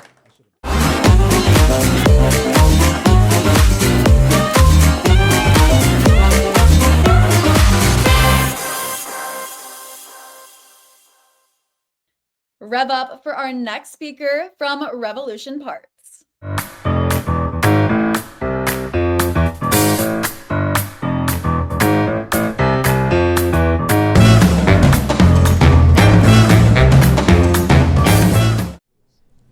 Welcome back to the Fixed Ops Roundtable. I'm Sarah Valentine here with Ted Ings. We are at Uber World Headquarters here in New York City at the World Trade Center. And Ted, we have a very exciting topic to talk about today. Yes, 2025 is the year of the parts department, and no better person to have than Ibrahim Mesbah, who is the CEO and co-founder of Revolution Parts. Welcome to New York and the Fixed Ops Roundtable. Oh, thank you, Ted. Thanks for having me. Really excited about the event, and it's great to meet all of you, a lot of you in person. I know we've had a lot of interactions over the years, so appreciate being here. Ibrahim, I want to kick things off with what inspired you to start Revolution Parts, and what are your goals for the future of the company? Sure, yeah. So I'm an engineer by trade. Before starting Revolution Parts, I worked at PayPal and really fell in love with payments and e-commerce and marketplaces in general. I like to play poker. One of my friend's brothers was a parts manager at a local dealership in Phoenix, a Honda dealership, and I always talked about how hard it was to sell parts online. So it was very intriguing, right? The more we dug in, we just realized that, here's a big industry, and we believed that it was underserved, and we could really have an impact, bring a different perspective, and fix a lot of what we saw was things that could be fixed, right? So that's sort of how it all started. And the more we dug in, the more we got excited about the opportunity. And honestly, It's been 11 years now. It's an honor and just humbling to serve this community. Dealerships are very entrepreneurial. The grit, the hustle, the hard work. It's very exciting. So. And you're right, parts has been underserved. It hasn't gotten a lot of love in a long time, and you've helped change all that. We're trying every day. Yeah, our purpose is to really try to remove that friction and make it easier for parts buyers and sellers to connect. So we've solved many problems over the years, but we have many more that we're tackling. So. You know, it's ironic that we're here today at Uber headquarters, because when I first heard of Revolution Parts, I learned about hot shot delivery, and that was one of the mechanisms that you used to get parts delivered. It was, yeah. So that was actually right when COVID happened. And yeah, it was tough to get a lot of parts runners and pick up and drop off parts. So we partnered with Uber and some of the other last mile hotshot providers. And that's something that is available today that we offer dealers, right? A very effective way to get parts back and forth, right? And make the customer happy. What are some of the things that you're working on now in the future?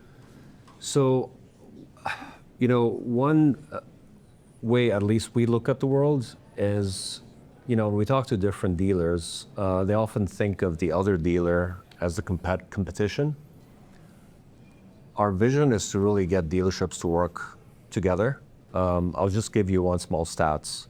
So we power, or you know, through our dealer base, about $700 million in parts sales every year. The average part ships about 900 miles. That's too long, right? That's just a waste. It's making UPS and FedEx rich, but honestly, the buyer is waiting, right, for that part for a lot longer when there's many dealerships along the way that have that part on the shelf, right? So how do we really create a network, enable dealers to really work together to serve that customer and shorten that delivery window, right? So I really believe if the dealers collaborated more, that would be level up the service levels and cause less canceled orders, less friction, and really compete with the aftermarket. It's how the OEMs look at it, and we want to enable that, right? One of the most impressive things about Revolution Parts has really been the relationship that you establish with the dealer and helping them navigate all of this online retailing. But can you share any statistics or numbers about the impact that Revolution Parts has already made in the industry? Yeah, sure. So we work with about 2,500 dealerships. We believe that one day every dealership's going to have an online presence for their parts department. So that's why we're really excited about this dropship use case. But you know, since inception, we've powered over $4.25 billion in part sales. So we're hoping to get over $5 billion this year, early next year. But once that we're starting to track more closely is how many dropship, which is really, you could think of it like a dealer to dealer on the back end. Sure. We're helping dealers sell online, but they're really part of a bigger network on the back end. And we partnered with Nissan and Affinitiv late last year. They're innovating here, and pretty cool to see about 5,000 dropship orders happen every month, where an order comes in, you know, even if this dealer has it in stock, if another dealer that's closer to the buyer is able to deliver this with 15 minutes, maybe with Uber, they get to deliver the order, right? So, or the PDC in some cases, which is super cool, where the dealer doesn't even have to touch the part, right? So yeah, we're excited about really driving sales and driving more dropship orders. You talked a bit about consulting. James is here from our marketing team, but you know, our marketing team's always looking at how do you effectively market a $60 part, which is very different than a $30,000 or $40,000 vehicle. So every year we're pushing up the bar, and now we're over $12 in returns for every dollar spent in ads, which is pretty cool. Wow. Wow. Well, you're changing the game. Congratulations to you. You're opening a lot of eyes. You're expanding every dealer's network from beyond their normal radius of doing business and now making them available nationwide, worldwide even. Yeah. So congratulations to you on all the success. No, thank you. We're proud of the progress we're making, but we still have a lot of work ahead, so we're excited. All right. Well, you'll be hearing a lot more about Revolution Parts, everybody, in the months and years ahead. Ibrahim, CEO and co-founder, with us here today, with Sarah Van Tyne. Stay with us. We are at the World Trade Center at Uber's headquarters in New York City, and we'll be right back. Thank you. The economy is always shifting, and dealerships face new challenges in an unpredictable landscape. But with changes comes opportunity, especially for your parts department.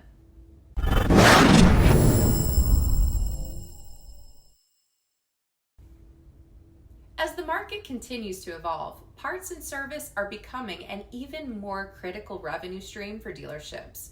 Consumers are holding onto their vehicles longer, and your parts department is in a unique position to meet the growing demand for maintenance and repairs.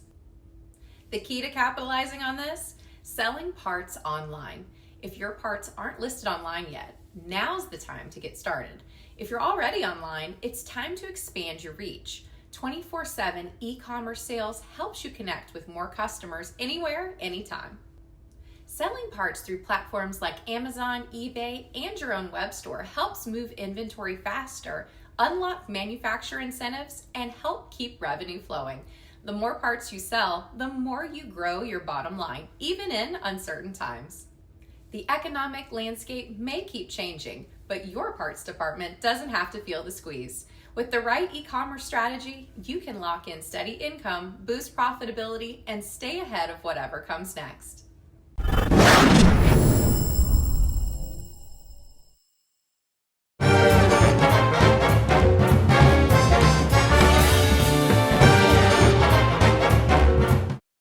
Dine out with our friends from Dynatron in our next panel, filmed live at our Snell pop-up.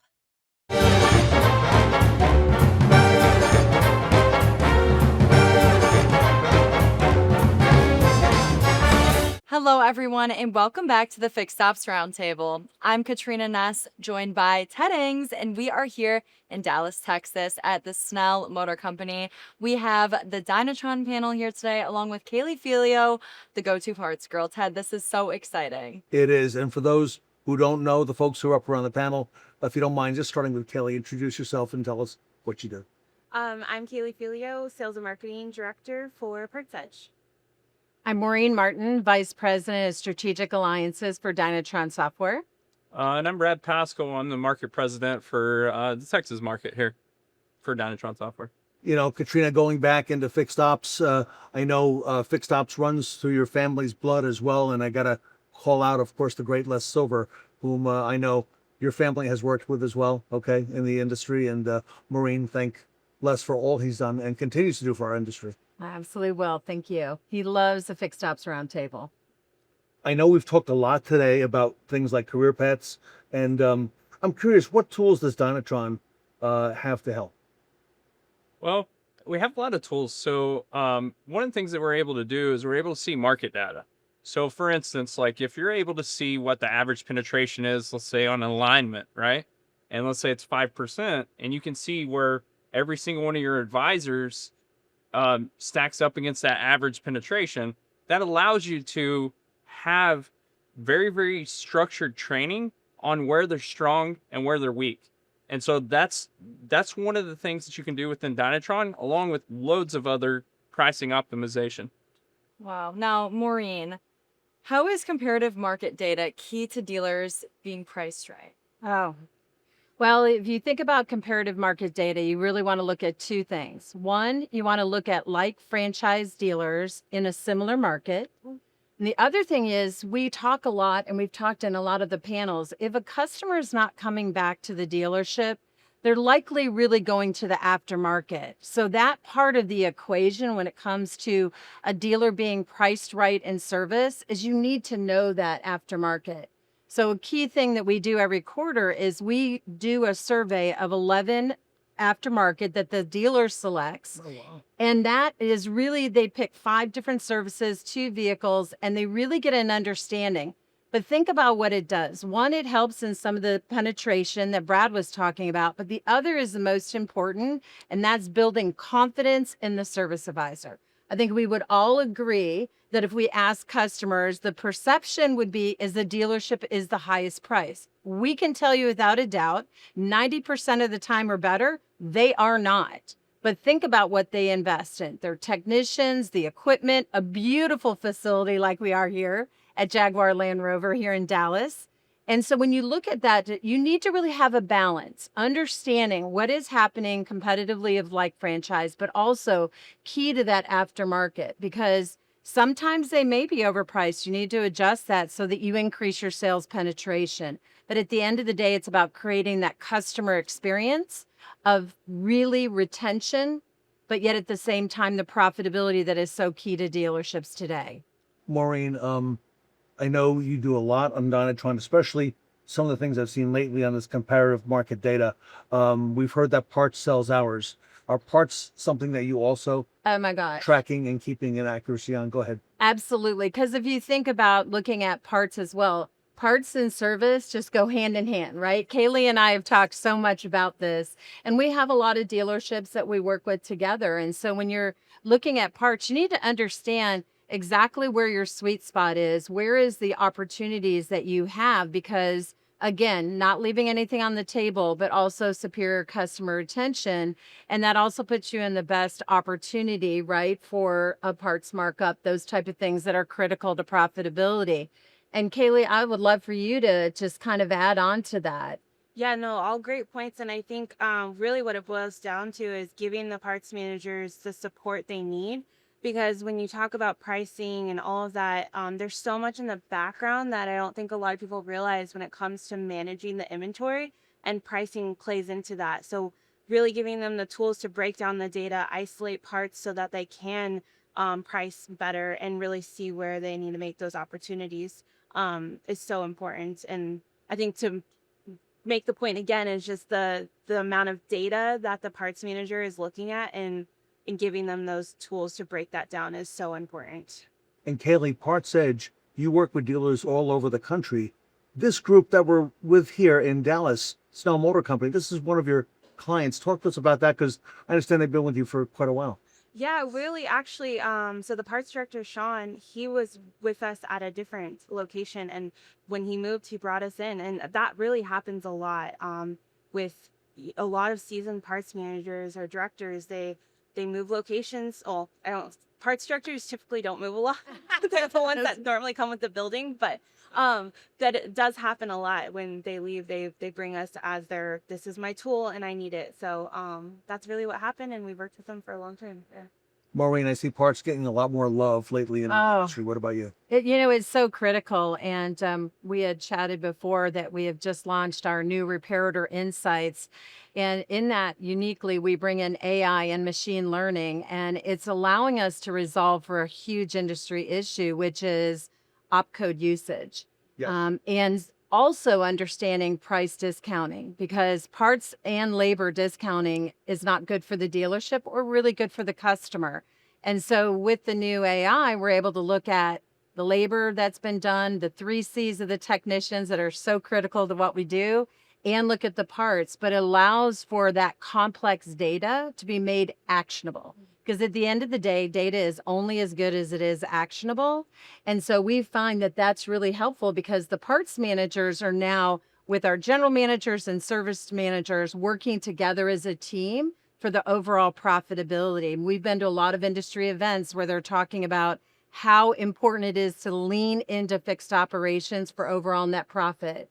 So we love that we can work together collaboratively, like we're here with Reynolds and Reynolds, and they're a great partner of Dynatron as well, and Parts Edge. And so it's really important that we are all supporting the retail dealerships. And Brad, you spent a lot of time in fixed ops.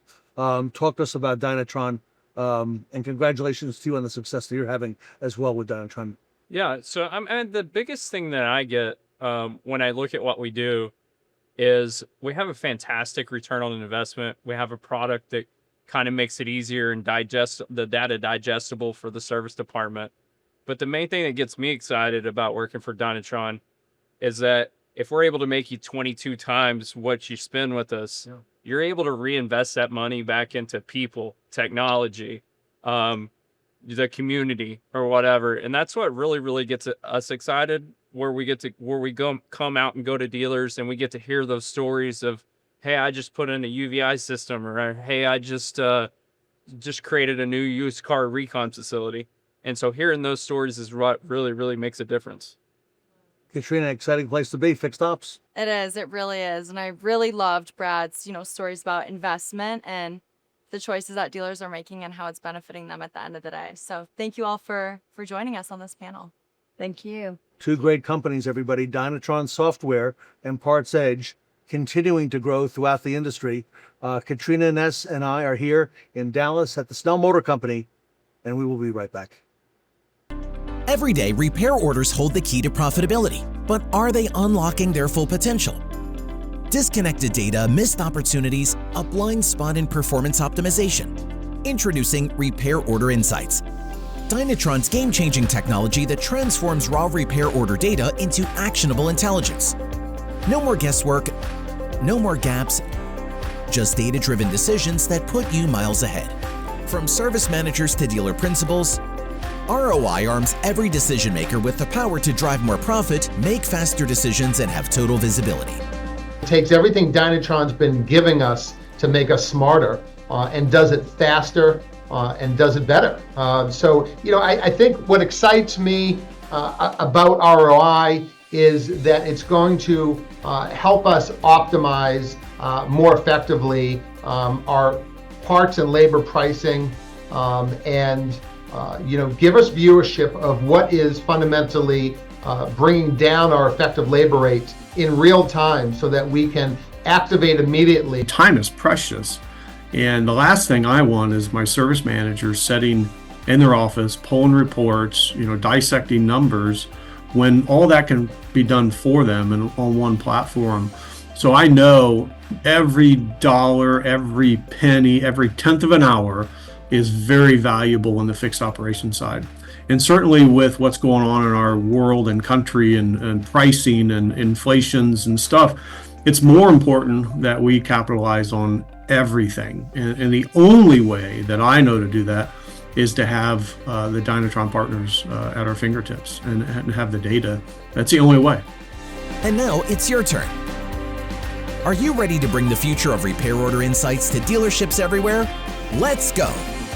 Let's make an impact.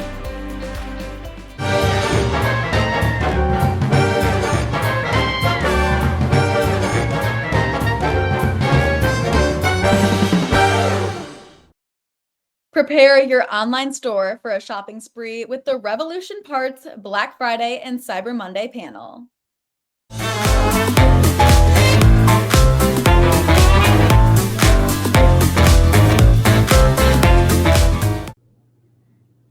Welcome back to Revolution Parts. I'm Ted Ings.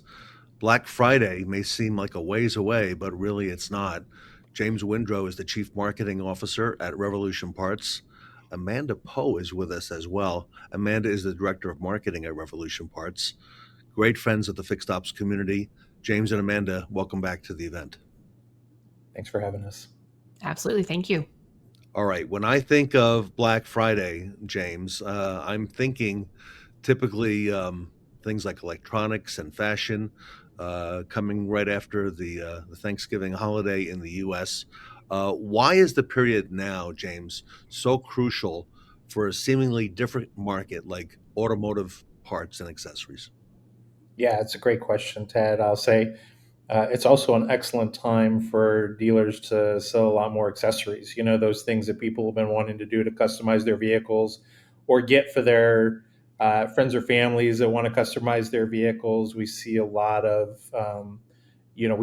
sales for high margin accessories that typically wouldn't sell, throughout the year at the same rate. And so the thing that dealers need to be thinking about now is, how do they get prepared to capture those sales? People are accessorizing their vehicles. That's a big thing. I'm looking on Instagram. I'm seeing folks out there. Amanda, I'm seeing a lot of dealer clients that we both work with, and they're getting really good at this accessorization. So Black Friday is a big day for that, I understand. There we go. It is, yeah. Vehicles are now more customized than ever before, especially with all of the new gadgets and gizmos that you can put on your car that didn't exist 10 years ago. So, getting in on the accessories market is really big for dealers, especially competing with aftermarket companies. And Cyber Weekend and Black Friday is a great time to do that. James, on the parts side, I know we've talked about this before. The growing average age of vehicles on the road is over a decade now, meaning more people are buying parts for maintenance and repairs.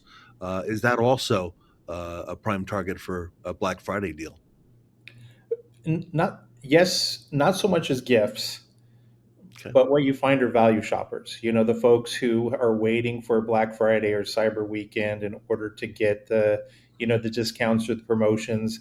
So those seasonal products, especially for regions where they would need to winterize their car or prepare them for, snow or other. This is an excellent time for those folks who are looking to buy for themselves in preparation for, for the winter. James, what are the most critical steps a dealership needs to start taking now to prepare for their online parts store for Black Friday? What should they be doing today? Yeah, first and foremost, you need to have an online presence, right? You need to be able to sell online. Coincidentally, that's where Revolution Parts can provide the most value. So you want a web store that's easy to use, intuitive, allows people to quickly find the parts and accessories they're looking for by year, make, model.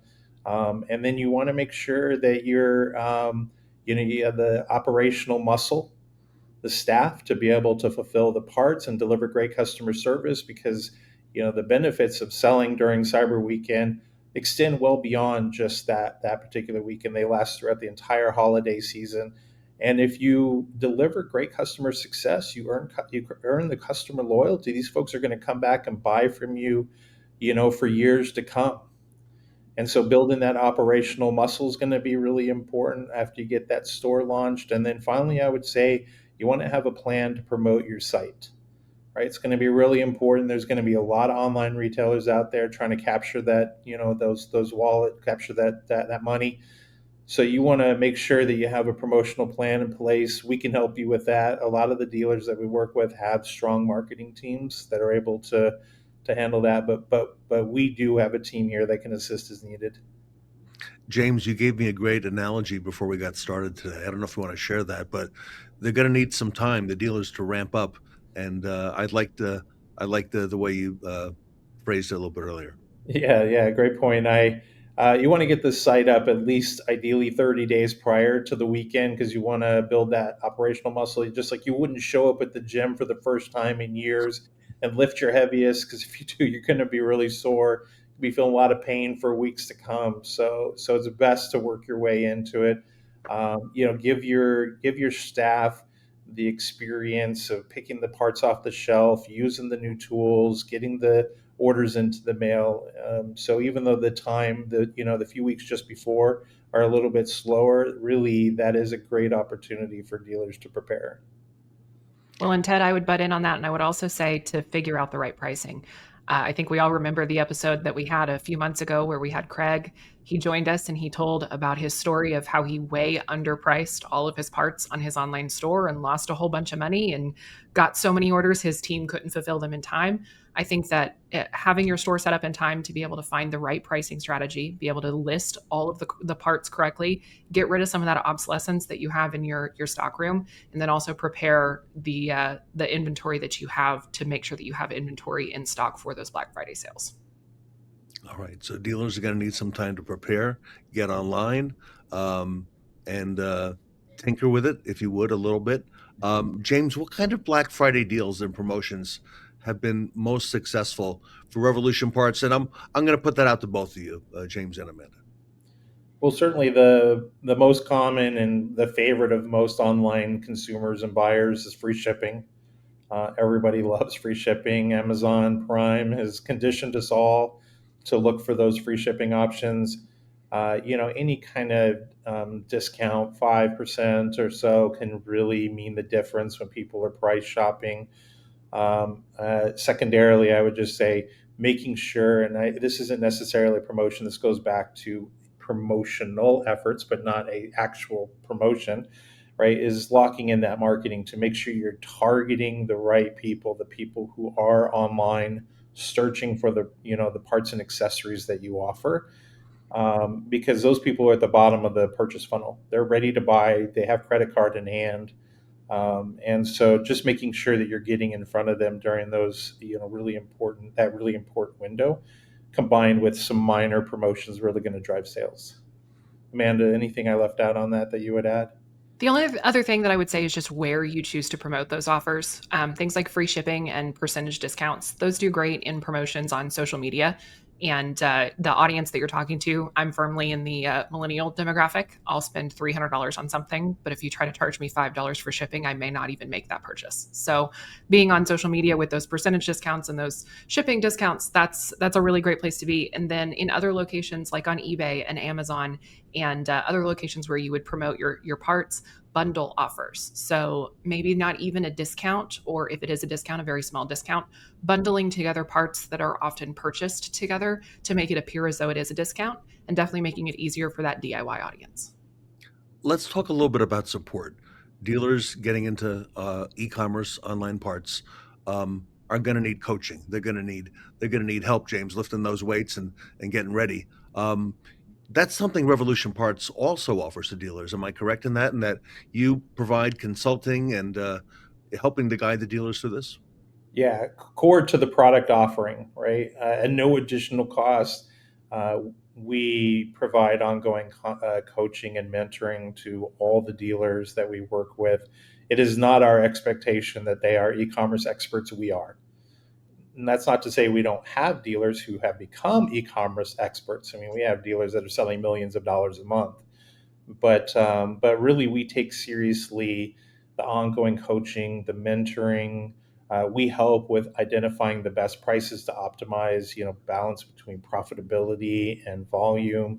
We, and we do have on staff folks who used to be parts managers of very successful dealerships, right? And so these aren't guys straight out of college who are talking, hypotheticals to parts managers. These are guys who have worked in the parts department and very successfully built online e-commerce programs that are helping to provide this ongoing support.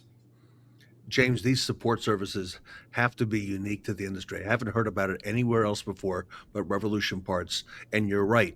A lot of the dealers that you've highlighted on here with Amanda from Revolution Parts who got really good to great with e-commerce, they all say the same thing. They all started small and then worked their way up to where they are today.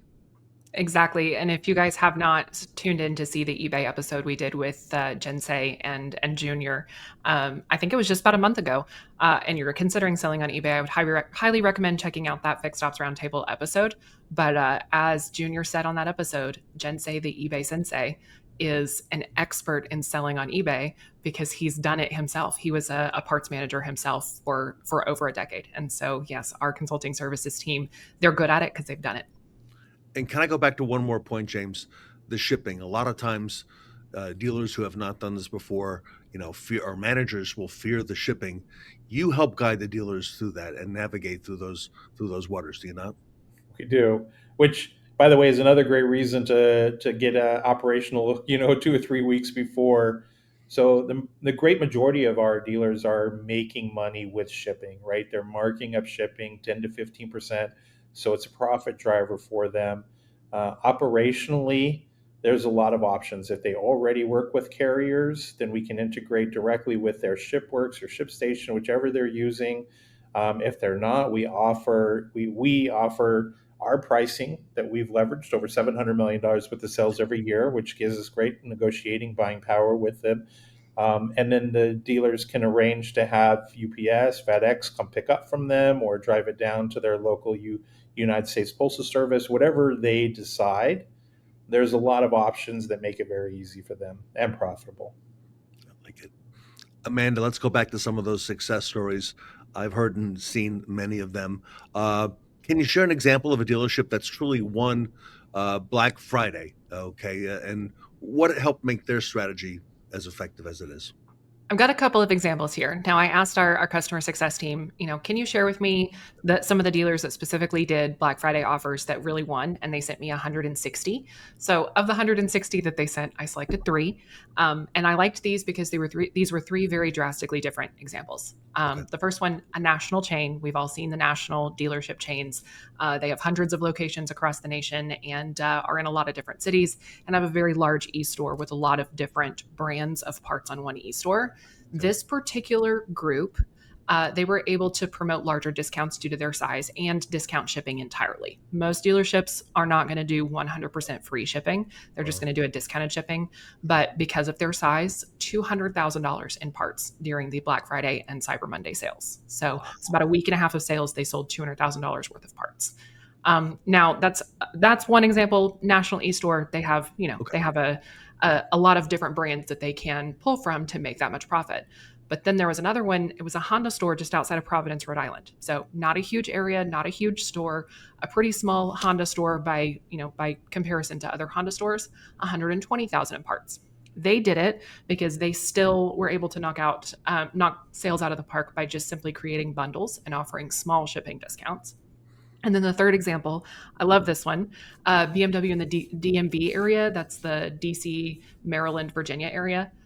They have perfected Black Friday coupons. They do the percentage discounts and they test different ones every year to figure out which ones do the best.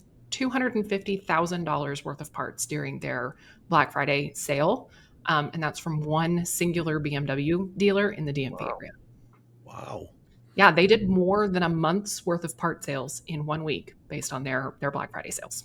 And these are all people who are working with Revolution Parts, who have Revolution Parts helping them do their online advertising of their part stores, promoting those coupons, promoting those offers. So these are people who have really taken advantage of the services that we offer to really see those huge returns on their investments in their online store. It pays to get ready for Black Friday and to do it now. And James, I know you took a page out of Jeff Bezos' book at Amazon, okay, with the free shipping, because the story we just heard, that $200,000 number, okay, yes, the shipping, they may have had a cost on that they ate, but I think they're way ahead in terms of the sales. Big numbers. That's right. And it's a great way to, most of the dealers who are giving away free shipping are using it to drive very large order value. So usually, free shipping over $150 or free shipping over $250 to ensure that the orders that they're getting are well worth the discount that they're providing. All right. So finally, for both of you, what is Revolution Parts doing to help dealers win this Black Friday? What have you got in store? James first. Yeah, so I'll start with, we're offering free implementation, which can be up to a $1,200 value. And our typical implementation time from start to finish is about 30 days. That's a white glove service. So we're going to walk you through it step by step. There's just a few things the dealer has to do themselves, which we can coach them through. Otherwise, we take care of most everything. And then we provide hands-on coaching once the store is live. That coaching will extend, well beyond that first initial launch period. And we'll, like as I mentioned earlier, we'll coach them through optimal pricing, best practices in shipping, and others. So we'll, in addition to the discounted on the e-commerce store itself, and probably more importantly, we're providing that coaching to get them ready for such a big week. Amanda, did I leave anything out? No, I think you got it. I would just say that the waived setup fee is a really great opportunity for these parts managers. A lot of the parts managers that we talk to, they say, well, I don't want to pay $1,200 up front for something that I don't know for sure I'm going to get return on. And by waiving that fee, you're able to see not only your parts store set up in 30 to 45 days to start doing those Black Friday discounts, but then start bringing in huge amounts of profit during this awesome opportunity for parts managers to really sell more parts online. I like that term too, white glove service. That sounds really good. So, It's all part of what we offer. You've got, yeah. And so what? You're very creative on the marketing side, and I've seen the work you do for dealers. So congratulations to both of you. All right. So for our audience watching, it's time to get on board. E-commerce is here. It's big. It's now. It's parts. James Windrow is the Chief Marketing Officer for Revolution Parts, the company that is driving this throughout the industry. Amanda Poe, Director of Marketing. What's the best way for our audience to reach out and take the next step? Or if they have questions, James, and just want to get a couple questions answered, whether it's from the manager or the dealer or somebody in between. Yeah, the best way, revolutionparts.com. You'll find in the upper right-hand corner of the site, Let's Talk button. Allows you to pick a day and time that's most convenient to you and schedule a call with one of our consultants, dealer consultants. If it's just a quick email question, shoot it over to marketing@Revolution Parts. Amanda and I both receive those emails and happy to respond, pretty quickly to them. And then, last but not least is to, pick up the phone and give us a call. And that number is also on the revolutionparts.com website. We have dealer consultants quite literally standing by. And Amanda, this is Black Friday and Cyber Monday. Okay. That all kind of goes hand in hand. Absolutely. Yeah. If you want to get your store spun up and ready to go for Black Friday, signing up in September is pretty essential. But Cyber Monday coming immediately after Black Friday is another huge opportunity. If you don't pull the trigger in time for Black Friday, we can get you set up for Cyber Monday. But I mean, obviously, you want to take advantage of every single sale day you possibly can. So don't wait. This is definitely a opportunity that you want to take advantage of as soon as possible. There we go. All right, to our audience, let's get on it. Parts e-commerce is here. James Windrow and Amanda Poe from Revolution Parts, thanks so much for your time today and for all you do for the industry. Yeah, thanks for having us, Ted. We really appreciate it. Thanks, Ted. All right. James Windrow and Amanda Poe, here from Revolution Parts.